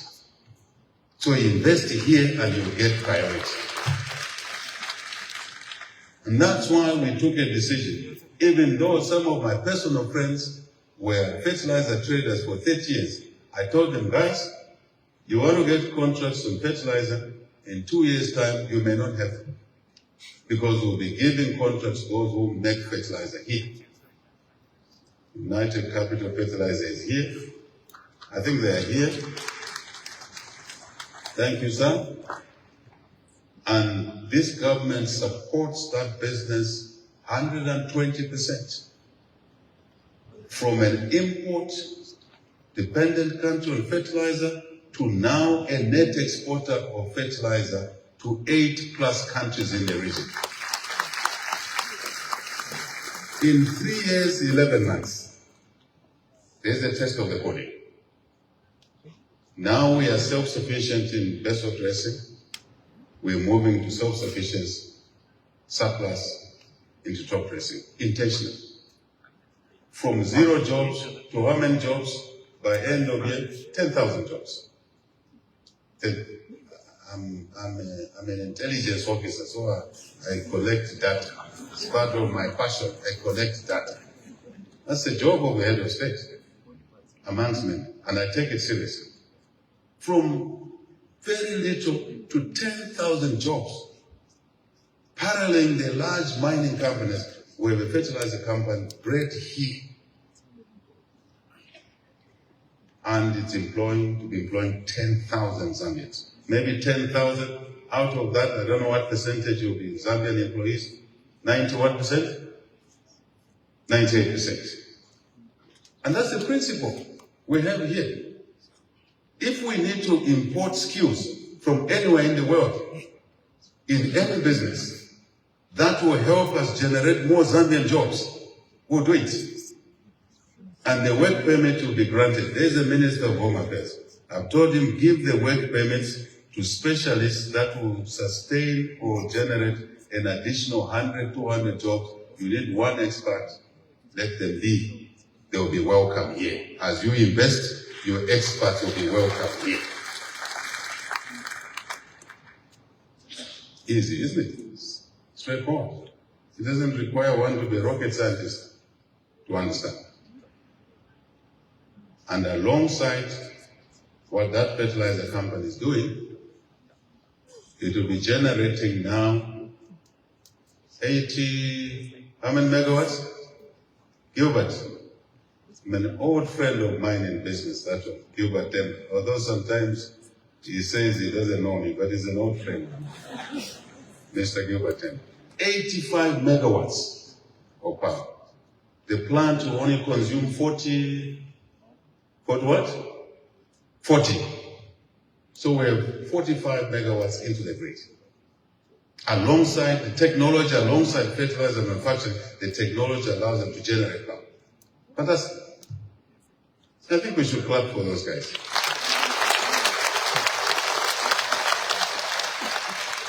And they have our full support. Initially, people said, this is distorting transparency in procurement. I said, what do you mean? What do you mean it distorts transparency in procurement? Do you agree that we want this economy to grow? I said, we agree. Do you know how it grows? He says, yeah, maybe we have an idea. I said, that's how the economy grows. And that's how we employ people. My invitation to EU colleagues, come, let's manufacture pharmaceuticals here. I made a call when I was on the floor of the European Union Parliament in Brussels. I made a call, and I'm glad that now transactions are happening with the EU companies in joint venture with Zambian companies to manufacture pharmaceuticals here. And we will also buy from them because they are sustaining growth and Zambian jobs. Very simple. There's a young man sitting there in the pharmaceuticals, going to India, to China, to look for partners, Europe, America, to work with us and join us, British, in our agenda. Green Growth Compact, which was mentioned here. This story is good. It's an extremely good story. If we have our minds where our souls are. It's a good story. Can we do better? Yes, yes, yes, we can do better. We can do more. Let's do it together with yourselves. Be part of that example. Next year we meet at this conference. Be part of the examples I'm citing. And if I have not cited your example, don't feel guilty. I'm going to use them, or don't feel unhappy. I'm going to use your case in another platform. I've learned to be sensitive to unfairness or feeling of unfairness. So,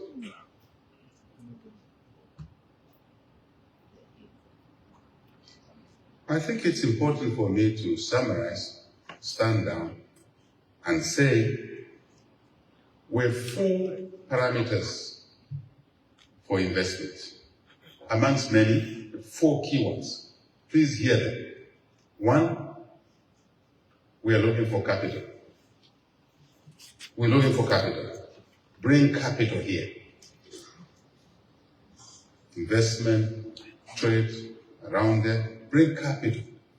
But please bring fairly priced capital. Africa has been paying the highest price of capital in the same sectors. I think that's discriminatory. We were looking for a fairly priced capital in this country to help lower the cost of doing business. Number 2, bring technology, appropriate technology. Don't bring second fiddle technology because this is Zambia, this is Africa. No. We want the high road technology, highway technology.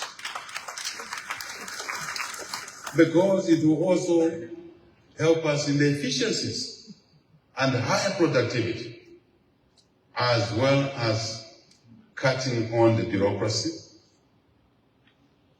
and sometimes human intervention that leads to some negative vices. So bring technology along. If the business is not large enough to support this on technological platform, we can consortium. We can have common facilities, platforms. So technology. Number 3, we do not want the old model of the colonial era and the years before. Investors must work in joint venture with us.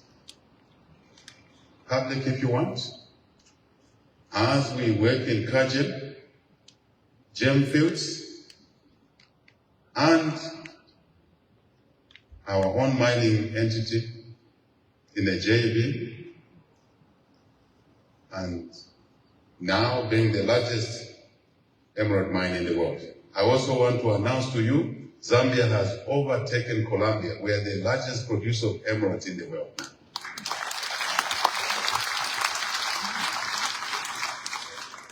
But we want to do more.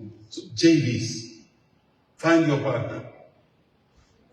Let me remind you, investors, if you are in joint venture with the host country or investors, business in the host country and its people, you are wise as an investor. You're very wise. One of the value aspects you get is that with that vested interest, common interest, it will be hard for any naughty politician to talk expropriation. Because that politician has to face citizens who are vested in that business, and they are voters. If there's anything politicians fear is voters. I think there's value in having partners. So that's number 3, joint ventures. The model of the past, where you come in, invest alone, is not the right thing to do. Because you want citizens to see your investment as their own investment. Common sense. Shared interest. In our meetings with President Xi Jinping, he was driving the message that let's invest together for a shared future. It caught my mind. It rings a bell in my mind. And it means a lot to us. Number four, value addition. Add additional value. Process. It fits in our growth agenda. So, we'll have a fit there, hand in glove, and we'll be supportive throughout. My story ends here, and simply say to you, you are in the right place. You are in the right place. There are problems. One of the problems, I'll tell you, is the bureaucracy in the public sector. We are tackling it. Let's tackle it together. You pick these rigidities, highlight them. Government is open to listening to you. And you ambassadors, Zambian ambassadors, high commissioners, do your job there. You didn't go out there to drink tea only. No. You went there to bring investments here. I'm not joking, I'm serious. Explain to investors things that they need to know there. And if you're short in explanation, we are here at home. Ministers are here, PSCs are here, cabinet is here, they're specialists. I'm very pleased to say, take the honor and privilege to say that the Invest in Zambia International Conference 2025 is officially open. Thank you very much.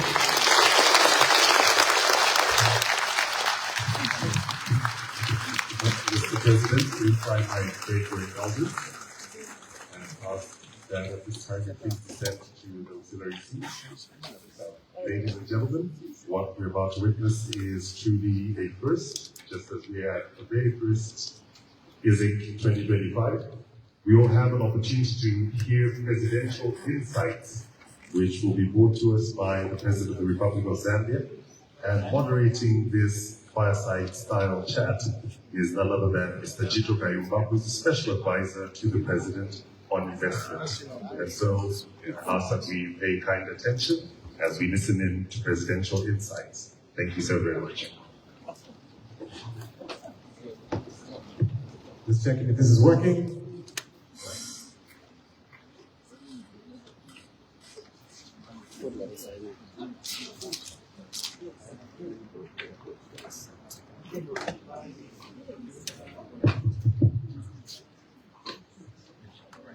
Great. Good afternoon, everyone. Now, we've had the privilege of listening to the President. I think so much, Mr. President, has been shared from the speech outlining all the incredible achievements that you made during your tenure in office. And I'll touch on a few things just to allow the President to share his insights. I'll mention the fact that, the economic growth performance is outpacing all forecasts. If you look at stakeholders from around the world, Moody's, Bloomberg, IMF, they're all saying that the growth of the GDP has doubled expectations, even following a year which had the worst drought in our history. Inflation numbers are going down. Tourism arrivals have had a record-breaking year, exceeding expectations. Maize harvest, the greatest maize harvest in Zambia's history. currency performance. After the draft. After the draft, which is incredible. Copper output, we're approaching 1 million tons. If you look at the current numbers, we're getting to a point, and of course the president spoke about that, and non-traditional exports. I saw you pointing at colleagues from Wonderful Group, exporting ceramics, doing fertilizer. We've got enormous performance in that sector. Mr. President, what is driving this economic turnaround? Well, first and foremost, I think, Chito, and to the delegates, this is very important that any story, positive story, that may arise out of a situation does not happen by chance. I want to emphasize that point, that no progress takes place by chance or purely by fruition of time. For us, what you are describing now is what we intended to do as we sought public office. If you look at our vision in opposition, this is exactly what we were talking about.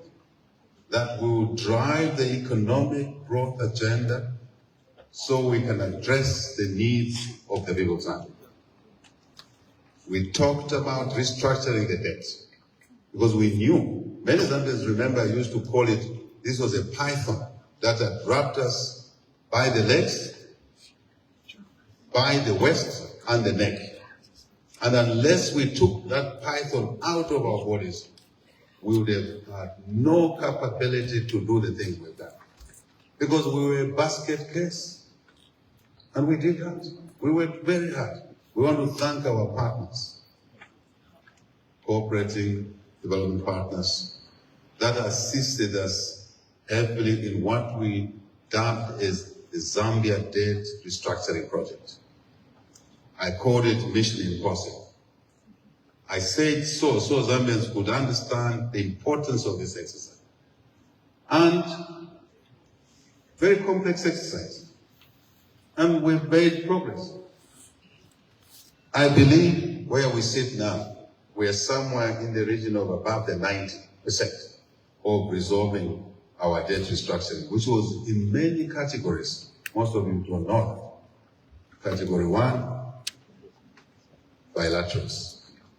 We had category 2, category 3, polarization of debt portfolio holders, Eurobonds. Very complicated, but we worked hard. We knew that by achieving debt restructuring, it will open the doors for the things that you've seen now. It's not chance. It's intentional, it's deliberate.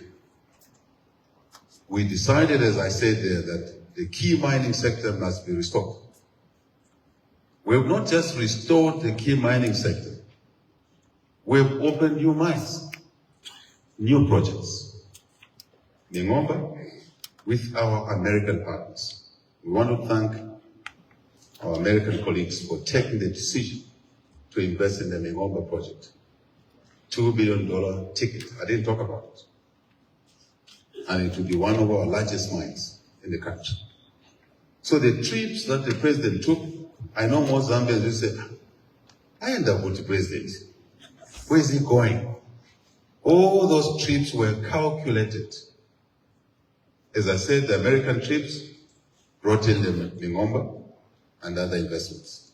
As I said, $2 billion plus under development. Our trips to China, deliberate. Upgrading our partnership, strategic, comprehensive, cooperative partnership, deliberate, intentional, to invest in 28 shafts, which was out of commission for 23 years. CNMC. And the story that every president has told, maybe the last 3 presidents before me, about reviving Mulungushi textiles. In a few months' time, I'll be going to launch Mulungushi textiles. Born out of those intentional trips to mobilize investments. And many others. Tazara, yesterday I told Minister Tayali, in fact a month ago, I said to Minister Tayali, You really want your job, Minister? If we don't close the Tazara thing, I think our jobs will be difficult to sustain. He knew what I meant. His will go first before mine. And it was a happy moment. Yesterday, was it the day before yesterday? That after a lot of lobbying, our Tanzanian, my sister, President Suluhu Hassan, was able to get her cabinet to sign off on the Tazara rehabilitation, which is what you heard the ambassador talking about. So 3 countries, China, Zambia, Tanzania, working together to revive the dream of 1970s. You heard my European Union colleague there talking about the Lobito corridor. You heard deliberately pushing that under the EU infrastructure. That's what you call it, we call it. The global gateway. That's the correct term. You had a touch on that. We've been working on that since we got elected in office. My trip to the EU Parliament was amongst the reasons I was there. It was not just to sell the country overall, but to sell the country in a specific project, energy.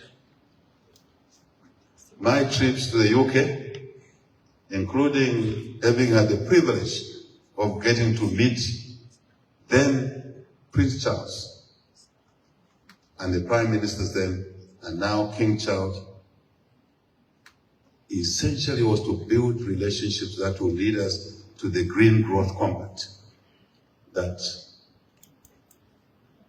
His Excellency Honorable Bailey has talked about, and the British High Commissioner there, including the one who left. What am I saying? Intention. What you see was envisioned. And for your eyes now, you think this is chance. It's not chance. It was meant to be like this. But lots of hard work. We can do more. Our target of 3 million tons was intentional. Our target of 10 million tons of maize was intentional to deal with the food insecurity in the country, to also take account that climate change is here to stay. And unless we go into irrigation agriculture, precision irrigation, to increase our productivity from 2 tons per hectare to 7, 8, 9, 10, we are achieving that in our Zambia investment with British investments in there. We can achieve that for small scale farmers, medium scale, large scale farmers. This is a story, Jimmy. So when you see the convergence, a positive convergence, I know many of you are not paying attention, positive convergence of the macro variables, inflation tailing down, exchange rate getting to be a lovely, harmonious movement, and dragging interest into alignment. That convergence of the macro variables, we intended to be like that. Our job now is not to be loose, not to allow these variables to walk away from each other again, because that will distort the environment we want to build, stable, credible, predictable, and allow these investors to make a decision to invest in this country, and then we'll have more growth and more jobs and more business opportunities. That's the story. And treasury income. And treasury income. We do need treasury income so we can support our children in school, and the sick, the old, the retired. I'm here to say that when we took office, a lot of people who worked for the public government had their retirement benefits not paid for 20 years. And I'm here to say to you, out of this approach, we are now near current on paying retirement benefits for those that work for the country. It's not by chance again. Thank you. You know, Mr. President, I think you're very clear with your vision and the manner in which you convey the steps in which one must take in order to actualize economic growth as well as do transactions is one that we're all students of. The gentlemen and ladies sitting in front here who are members of the cabinet are well aware of the 4 principles associated, the 4 parameters that are associated with investments. I'm sure they can recite it, I'm sure they do it in their sleep, and it's part and parcel of how they engage with investors, and of course it's something that you shared in your address. Now, among the many elements that has made us not only inspired, but we've seen many transactions unlocked. And as people who've been witnesses to the unlocking of very sophisticated, very complicated transactions, Mopani, very difficult to do, but you saw the outcome, particularly from a shareholding perspective, from a capital perspective, it was quite incredible. Seeing how you were able to raise $400 million for Mamba, which will essentially allow for baseload, an additional 300 megawatts. And of course, in a sector that's very difficult to finance, and you led that. Now, behind that, there's a mindset, there's an understanding, there's a skill set. Let's go back into time. As a young professional, Mr. President, it's obvious to many of those, you mentioned a few names like Mr. Gilbert Tamba and many who knew you in the past, they knew you as someone who did transactions before government. Your fingerprints are on this economy before you entered government as a young businessman. I've heard rumors, Mr. President, of Zambia Sugar, CEC, it's the first billion-dollar market cap company, that a certain gentleman by the name of Hakainde Hichilema was there to make it happen. We've heard of the Royal Livingston, among other tourist operations. So, Mr. President, take us through that journey as a young businessman and how those experiences as a transactions person took you into this role to also lead transactions in government. Thank you, Jito. Thank you very much. I think life is a habit. How you lead your life, if you check properly, it's a habit, there's a trace, there's a trail there. As a young professional, purely in the private sector, never worked for government until August 2021, when I was elected into this office. God's will, courtesy of the people of Zambia. As a private sector person, part of the little piece I've been working on in the sector, obviously, is investment transactions. Helping to bring investors together, finding the need, finding the partners. Amongst the projects we worked on, as really a young person, in my late 20s, in my early 30s, was some of those transactions we're talking about. Many of you who are older enough will know that ZCCM then had many divisions. They had one division called the Power Division, right? Copperbelt Power Company, Power Division, a few names I'm looking over here, you know that story. And time came when there was need to try and decouple these divisions because of necessity, and then let them run on their own as independent businesses. One of those was the Power Division. And I got involved, led the transaction that basically culminated into the creation of the Copperbelt Power Company, as you know it today. And my job was to put a transaction together, to bring partners together, and I brought together a management buyout. The Zambian citizens who worked in that division to be now shareholders, and we also found partners for them. Midlands Power, British High Commission, Midlands Power was a partner to the MBO and other parties. The rest is details. We created CEC, and CEC is a strong business today, one of the largest businesses with a market cap of $1 billion in this economy. That's a lot of money. That's a big business. I'm sure many citizens had no idea about that. Because we worked quietly over years.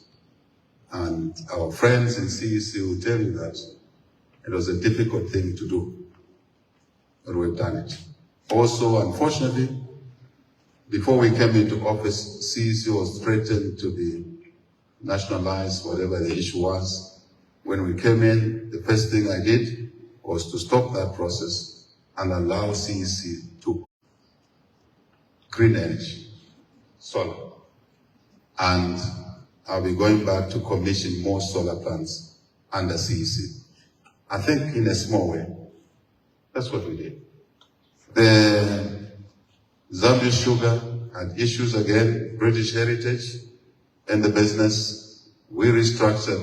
That's grown by individual farmers who we arranged to come into sugar production as outgrowers, plus Kalea smallholders, where citizens of Zambia work on 2 hectares only to produce sugar under the outgrower scheme of Zambia Sugar and more expansion, and they're actually living off a sensible life there. It was there, but it was dying, so reorganized, including moving the headquarters of Zambia Sugar from Lusaka. In my mind, as a lead transaction person, I said, why are you in Lusaka? The key decision makers are in Lusaka. The business is in Mazaboga. So we moved the headquarters from Lusaka into Mazaboga. And then really growth took up, went up and up. Today, it's a big business there. There's an industry there. And we export sugar into Europe. We export sugar in many places in the region, the Great Lakes region. The premier sugar in the region is sugar from here, from Mazaboga. We worked on that project with a lot of jobs, with a lot of business opportunities for suppliers of goods and services. The rest is history. Then obviously the project you talked about in Livingston, the lyric place, really nothing there. It took me 4 years to put that transaction together. The resistance was coming from government. And today, everyone goes there as a premier asset. It's a destination to go to. The rest is history.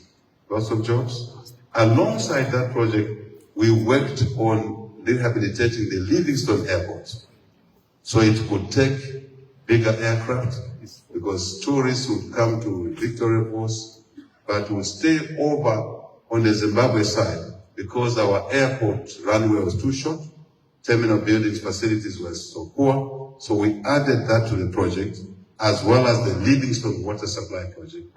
So there was a lot of water blues in Livingston. So we thought the town itself must lend itself to accommodating tourists and having decency, including the roads at that time. So that was an auxiliary projects that we did. All of that was done when I was in my early 30s.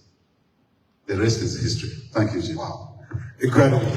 And ladies and gentlemen, this is why Mr. President is the Chief Investment Officer, really getting a lot of transactions through, moving the economic needle, creating social impact, which is an important segue into the next question I'm going to ask you, Mr. President, because clearly all these investments, all the sophistication around finance and investment requires something beneath it that's more important, which is the impact. What does it do to the common man and woman in the city or in the country at large? I'll mention something, Mr. President. I'll expose the fact that you have a very soft heart, in case you didn't know. And part of that heart really comes from your background. I want to take you back even further. As a child growing up in the village, you come from very humble beginnings. Now, there's certain principles that have formulated policies like the enhancement of CDF and the like. So tell us about really what you experienced growing up that led you to really have this depth of empathy and the heart for the very poor, the vulnerable, and all that you speak of, Mr. President. I think, Chito, as you were asking the question, I said, how should I answer this question? I would like to answer it in a simple way. Earlier I said, life is a story, it's a journey.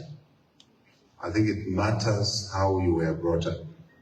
I was brought up in a cattle culture. You went out as an 8-year-old boy, 9-year-old boy, and to tender cattle, you took out 100, you came back with 99, you were not allowed to go to bed. The male family members would ballock you, but my mother would actually be less helpful. She will pour water on my bed so that I cannot go to bed. I have to go back and find that animal. Simple, normal. It was looking painful. On reflection, I simply bow my head and say, thank you very much. The culture of work and more work cannot be replaced with anything else. If at individual level we want to advance, family level, at a national level, we have to work hard. There's work to be done, it must be done. My colleagues in the public sector, work has to be done.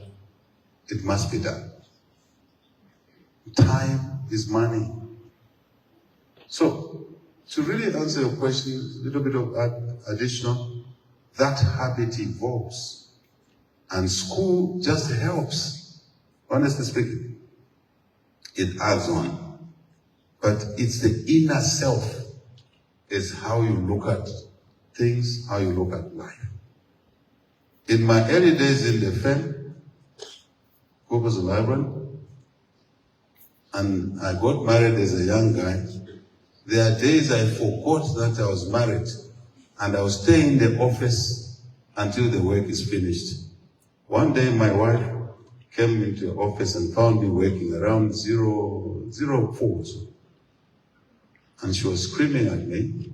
I looked at her. I said, Madam, I'll find you home. I've work to finish here. My client needs this work. That's the last time she asked me a question. Why I was still in the office. Because she understood that I meant well. I wasn't at a girlfriend's place. No. I wasn't at a bar. No.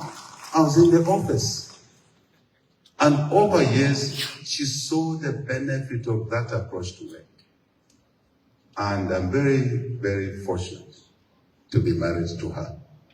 I'm very fortunate. Honestly speaking. So I want to encourage citizens there that we can deliver, we can achieve, we can take this country where it should be. It should have been a long time ago. This should have been a 100 billion, 150 billion size, 200 billion size economy. Simple. But we lost track along the way. We thought that the country can excel without our effort, without working hard. Not possible. So I want to encourage someone out there that we can do it. To the investors, we've opened up our country. It's open for business. We may make mistakes, not intentionally. Maybe we don't have the skill set. We don't have the understanding of the process, the flow, process flow. But you just have to point out those issues. And I think we genuinely work to address them. One of the things that we're working on now is getting the mining cadastre to function properly, to make sure that it delivers the value we want it to do for citizens of Zambia to access mining licenses, for citizens of Zambia to find partners. I never said it earlier in my message there, that we're now setting, with this young man seated here and others, Zambia Development Agency, Minister of Commerce there, we're setting up what I brought from the private sector. First it was scoffed upon, a deal room, a transaction room, bringing Zambians with title deeds, Zambians with mining licenses, with other permits, in an environment where we can help them find partners. And that partner may be you, seated here today, or someone else so that we can encourage the joint ventures I talked about in my presentation, and we all harmoniously, of course, work hard to get our businesses to be commercially viable. I must also say that this government has never had an intention to invite investors so they can make losses. No. Because if the businesses don't make money, they're not viable, you cannot then deliver the results we want, such as jobs, and more jobs, and treasury revenue. We want viable business, but business that also recognize that we should be able to be responsible business people and leave this country successful, yes, but also for the generations to come. They must still be able to drink water from the underground because it's not polluted. They must be able to raise their children and knowing that their children will have opportunities when they grow up. Including raising children who are not always strong in mathematics, in science. Raising children who are strong with the use of their hands. Plumbing, carpentry, metalworking, bricklaying, skills which we were losing as a country. Now we are investing through the skills training in partnership with business. As I told you, Lumana trains those young women from Manyama, my beloved Manyama, right? To be able to drive those super trucks. That is important too. Aspirations must not only to be a medical doctor. We need medical doctors. To be an engineer, to be an economist, an accountant. Aspirations of our children and the economy, needs of the economy, must also to produce excellent craftspeople, technicians that are essential in the production process of fertilizer, cement, indeed building our schools, our health centers, fixing our water systems, roofing our houses. That skill was dying in this country. So that minister and that minister there and the Minister of Education have now been tasked to revive our skills sector. I see the PS is also seated there. Thank you, Chief. Thank you, Mr. President. Now, Mr. President, we've got investors from around the world here, courtesy of course, the magnetism that you bring to the investment world. And of course, many will transact here today, and there will be MOU signed. I believe, Albert, over $1 billion worth, right, of transactions being signed today. And of course, we'll be witnessing that shortly. Now, with the money that they are committing to this country, and I think after our conversation, after your speech, they will definitely want to put in more. Now, there's a way, as you well aware, investors think. They think to the future. If I put $1 today, what would be that value of that dollar in 2031, at the end of your tenure of office? So, Mr. President, my last question to you today is that how does the Zambian economy look like in 2031 as you exit? Simple answer. We have an ambition to grow this economy, diversified sectors. We've talked about mining a lot, but we want to see growth in agriculture, precision agriculture, processing. We want to see growth in tourism. It's already happening. We want to see growth in manufacturing, pharmaceuticals. We're working on, in the region, being the first country to produce the cholera vaccine in partnership with others. So by the time you're talking about, we want to see a resilient economy, one that will still deliver growth even in the West drought, as we did last year. 4% GDP growth in the West drought in living memory. Resilience.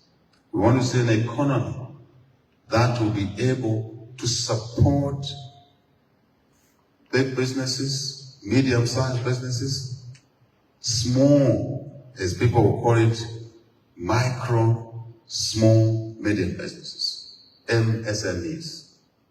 And that's why I'm very happy with the GIP platform we had yesterday.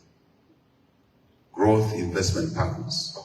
Again, British colleagues are there, Swedish colleagues are there. More importantly, our own pension fund.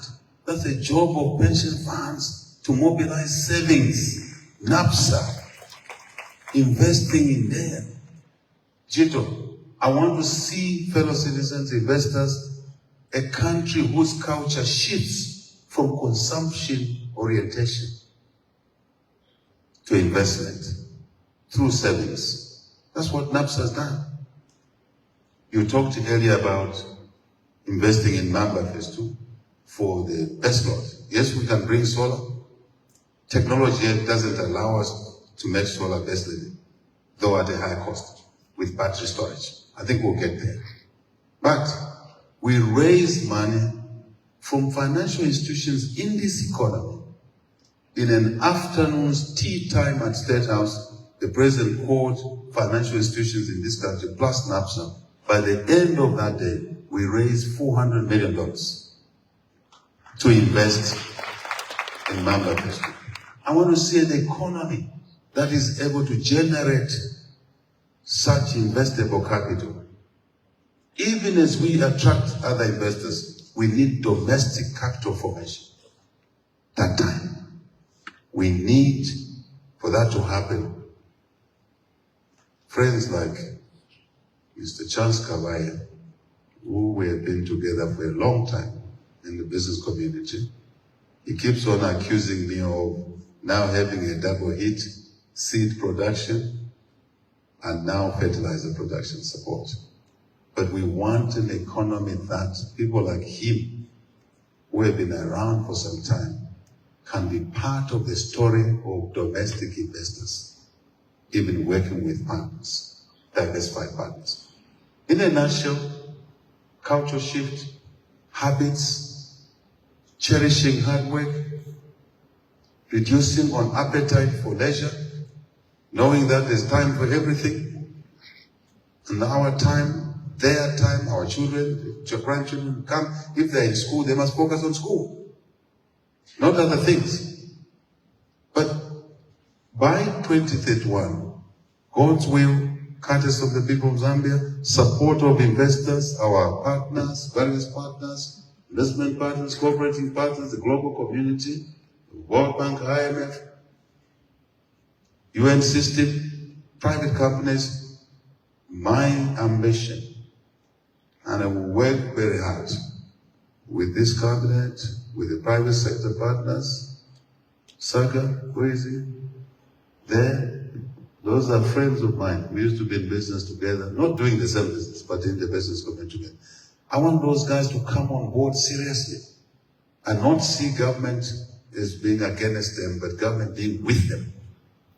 And they being with the government for common interest. So that 2031, I would like to see our GDP to have more than doubled by the time we're doing the public office. Is it possible? Yes. We can do it. That's why this forum is here. That's why we're pleased you are all here. More than double. But I stay with doubling so that I'm not having stones thrown at me in 2031. God's will. Courtesy of the people of Zambia. I think I would like to close at this point. Thank you, Mr. President. Everybody, a big hand for the President. At this point in time, in fact, I'd like us all to be upstanding as we exit the stage. It is now time for some quenus. We have some memorandum of understanding to be signed, transactions. And of course, we have a vote of thanks from Ashu Saga. You may kindly come to the lectern over here. Or it's fine. Thank you, everyone. A big hand for the President.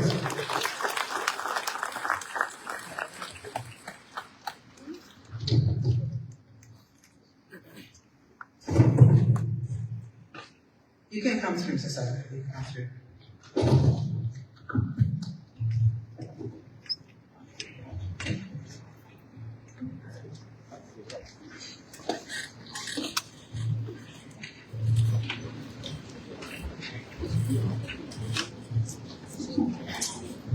Good afternoon, Mr. President, the President of the Republic of Zambia, Hakainde Hichilema, and we simply refer to him as a friend of private sector on many occasions.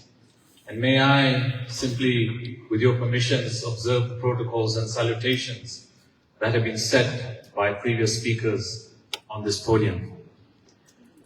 Mr. President, ladies and gentlemen, I want to lay a certain foundation in my remarks about a vote of thanks. And it goes to a conversation I had 4 days ago with an investor, a $4 billion company, that was asking me about how they would progress in Zambia. They have a little satellite office. And I said, if you choose to do business with Zambia at arm's length, the rewards will be such. And in that, I must take the idea of presence in our country. A presence that we must look at when it comes recognizing you, Mr. President, in being here today, not just to come and give remarks, but also have been present in the years in the transformational agenda that we have often talked about for this country. It's an idea of presence that we must put out there for everyone, not to look at the solutions of our country at arm's length. It is about the wider picture. In this, Mr. President, ladies and gentlemen, we must know and I recognize it's about showing up and getting the job done. It is the partnerships that we have spoken about with the British government, the Chinese government, the European Union, that will lay a certain idea in my concluding remarks about why it is so important, about being present, not just in spirit, but in actions.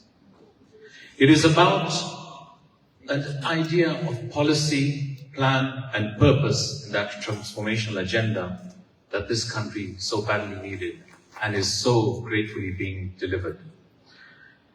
Mr. President, ladies and gentlemen, we must recognize that in investment, money does not create policy, plan, and purpose. Money follows plan, purpose, and policy. It's that environment that creates the ability for us as private sector and an appreciation of what is going on in this country. If we continue to go down this path where money follows the environment, we are on the right track. When we see figures like 2 billion in Rwanda, we see $600 million in United Fertilizer Company, we see other investments like First Quantum. Money follows policy. It's not the other way around. And that, for me, Mr. President, is the key from private sector in saying thank you for creating that environment for the future, for the generations that we all want to do business in Zambia for the country as it stands. In saying this, investors must ask certain questions. Why? Why do you have 2 billion going into Rwanda? Why do you have $1 billion going into other projects? We have MOUs being signed for $1 billion. If you look at some of the copper industry reaching 1 million tons, agriculture reaching 3.6 million tons, reaching all these tick boxes. Why? When you see GDP growing at 6%, when you see the inflation rate dropping, when you see the exchange rate stabilizing. Why? Money follows policy. Investment follows policy. And that is something where when you look at the idea of being present, and I say this to investors that are considering Zambia as a potential partner and the partnerships that have been spoken about, if you choose to sit on the sidelines and you choose to see the opportunities that have been created in this country where others, the money is following policy, you may be making the wrong decision if you do not come with the environment and the vision that is being created. So in my concluding, Mr. President and your team continue to be present and deliver. To the investors, continue to be present and create. To our people, continue to be present and be part of this vision.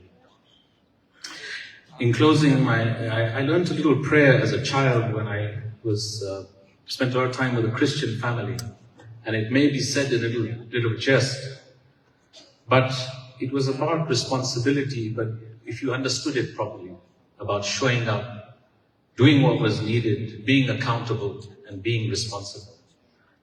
But I may say it a bit modified, but people will recognize it. For the investment we are about to receive, may the Lord make us truly thankful. Thank you.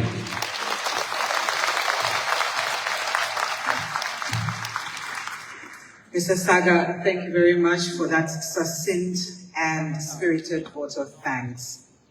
Mr. President, we also want to thank you for sharing insights into your transaction acumen and for candidly sharing insights into your early childhood and early work life, your vision also for 2031. Tolumba. Mr. President, ladies and gentlemen, it's now time for the signing ceremony for deals and transactions. And for a seamless process, we will invite 4 companies at a time to come and join us up front. Please, ladies and gentlemen, indulge me with your kind attention as I call the companies. Could we please have the Ministry of Green Economy and EV Investment Limited in the field of electric vehicles? Colleagues who are supporting us with this, please, let's be very quick. Could we also have the MOU between the Ministry of Fisheries and Livestock and Gloucester Sciences Management, FZCO, for the development of artificial assisted reproductive technologies aimed at improving livestock productivity in Zambia?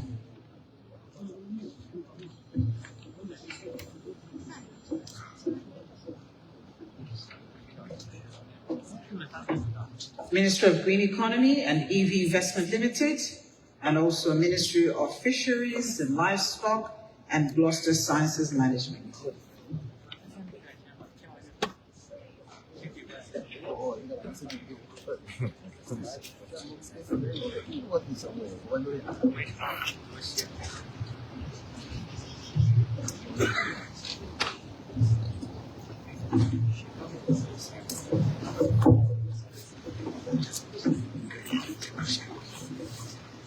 We can see the support system there, ensuring that pen and paper, people are signing the correct places, and the transition is real.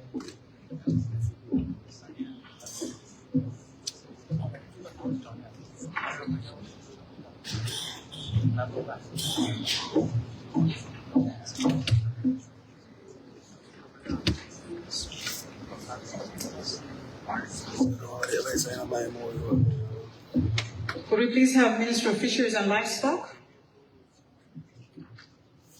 Can we have the MOUs, please?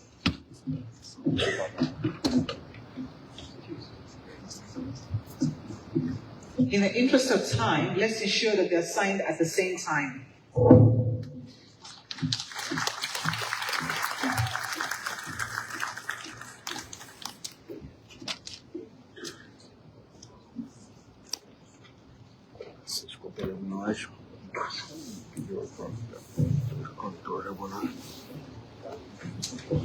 Zesco and Power China, please take position. Zesco and Power China.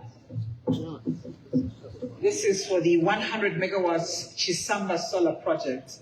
Please take position now.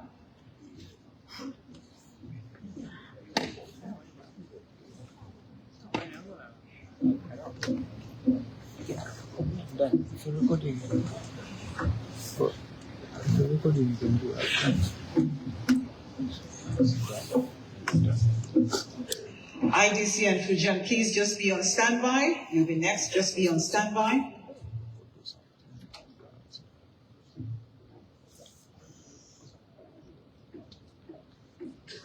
ZESCO and Power China for the 100 megawatts Chisamba solar project. Fisheries, livestock, and shake hands. This is for phase 2, ladies and gentlemen. Phase 2, I've just been corrected. 100 megawatts Chisamba project, phase 2.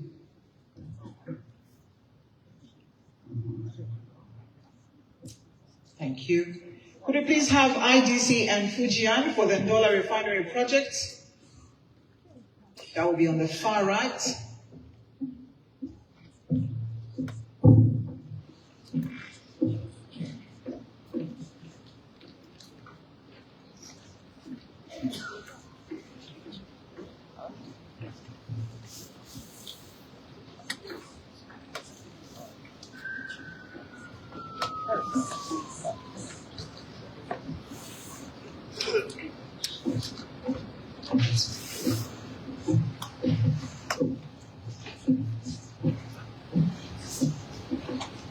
On the far right is the Industrial Development Corporation and Fujian for the Ndola refinery project. Thank you. ZESCO Power China. ZESCO, please stay there. Power China, thank you. You may proceed to sign IDC.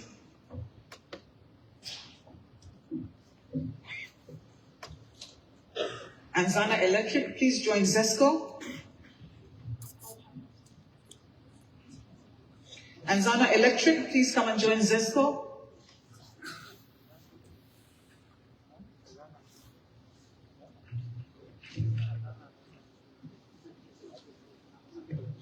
ZESCO and Anzana Electric will sign another agreement.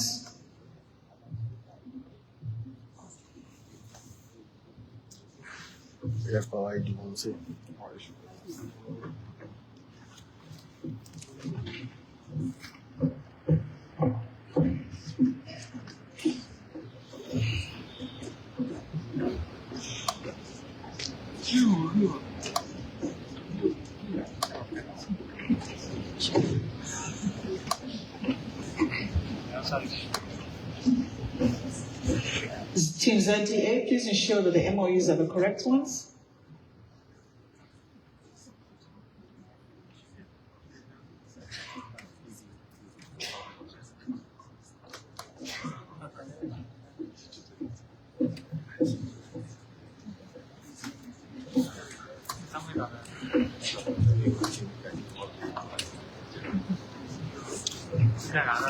Okay, so that is ZESCO and Anzana Electric.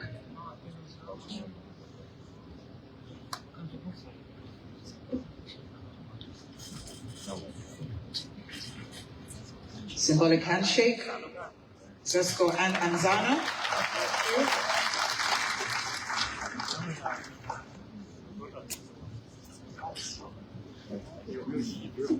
Could we have the contract between Zambia Tourism Agency and BBC? And IDC are now shaking hands with Fujian. Thank you very much. IDC and Fujian. IDC, please stay there because we have another transaction for you, and that is IDC and Power China. CEO IDC, you remain there, Group CEO.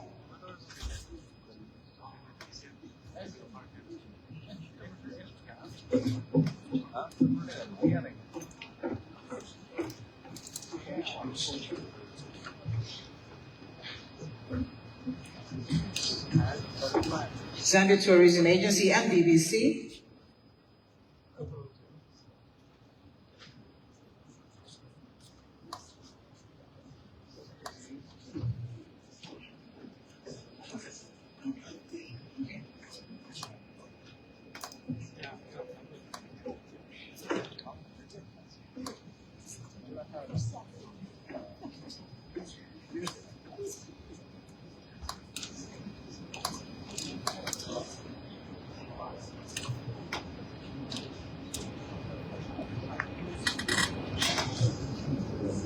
So the agreement between IDC and Power China is for the Cassava Industrial Hub. Thank you. And the two projects that IDC has signed with Power China and Fujian is in an excess of $2.4 billion.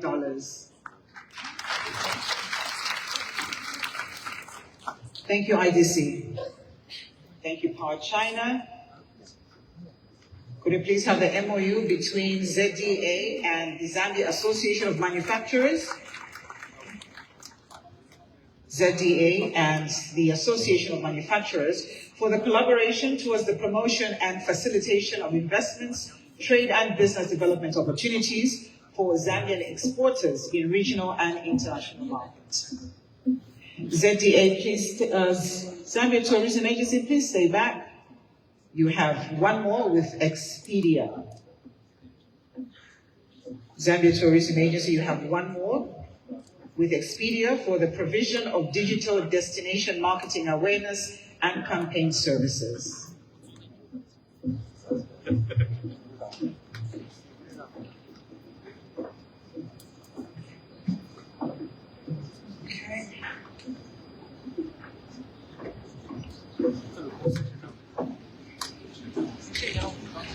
Earlier, Zambia Tourism Agency signed an MOU with BBC for the provision of satellite television and digital campaign services. The next one with Expedia is for the provision of digital destination marketing awareness campaign exercise. Thank you. That's ZDA and Association of Manufacturers. ZDA, I'll ask you to stay there because I would like Cinemac, Hainan Development Company, to come through for signing. Thank you. All smiles, ZDA boss. We still remain there, please, CEO. ZDA, CEO, please stay there. We have one more for you to sign, and that is Sinamac. Hainan, are we here?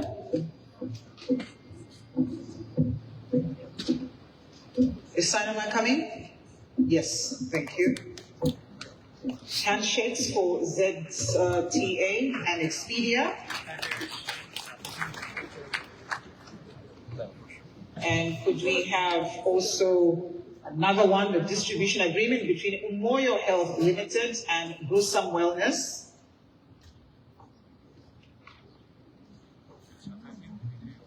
Umoyo Health, all right, Umoyo Health Limited and Grusam Wellness on the far right.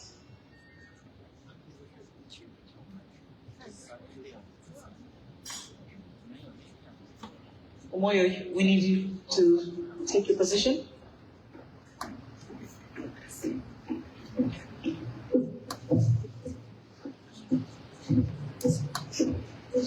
Sanya Group Limited, please be on standby.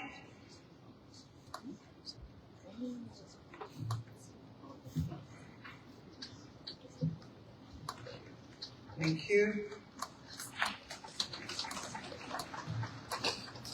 ZDA, we need you one more time. One more time. Could you please have Sunny Group Limited? Please come through.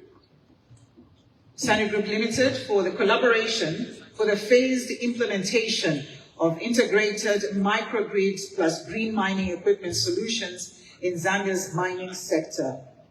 And on the far right is Umoyo Health Limited and Grusam Wellness signing an MOU.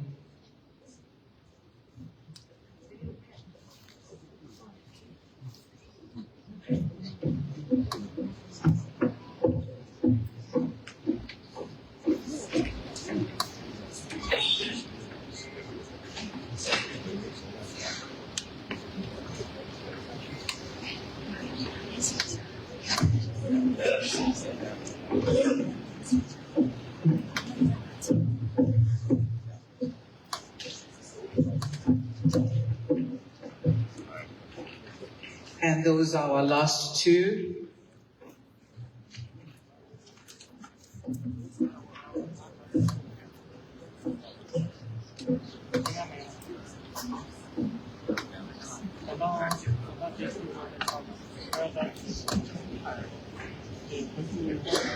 Thank you, Umoyo. A round of applause to Umoyo Health. And the last applause for ZDA and Sunny Group.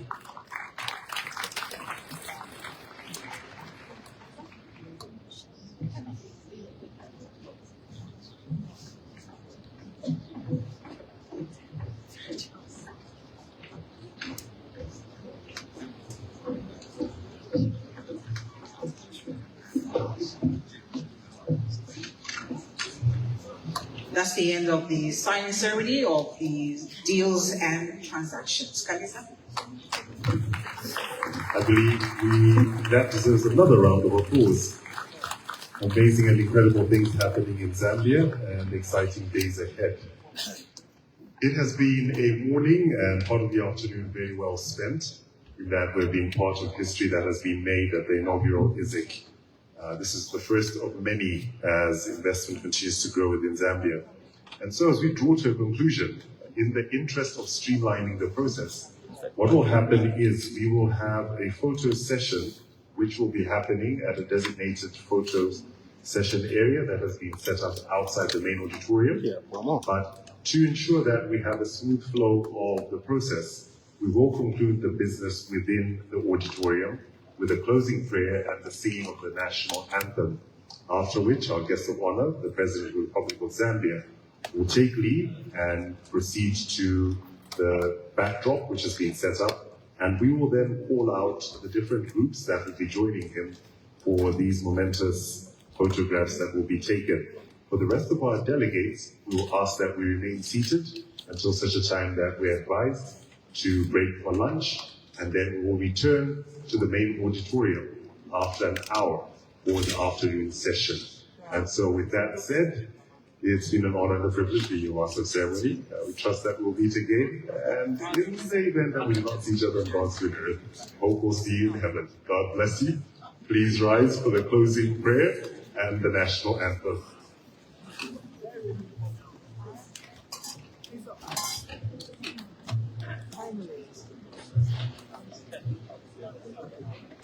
Just turn to your neighbor and just tell them to say, I'm glad you stayed to be safe. Let us pray. The Lord Jesus Christ be near you to defend you, around you to preserve you, before you to guide you, and above you to bless you. May the Lord bless you with all good and keep you from all evil.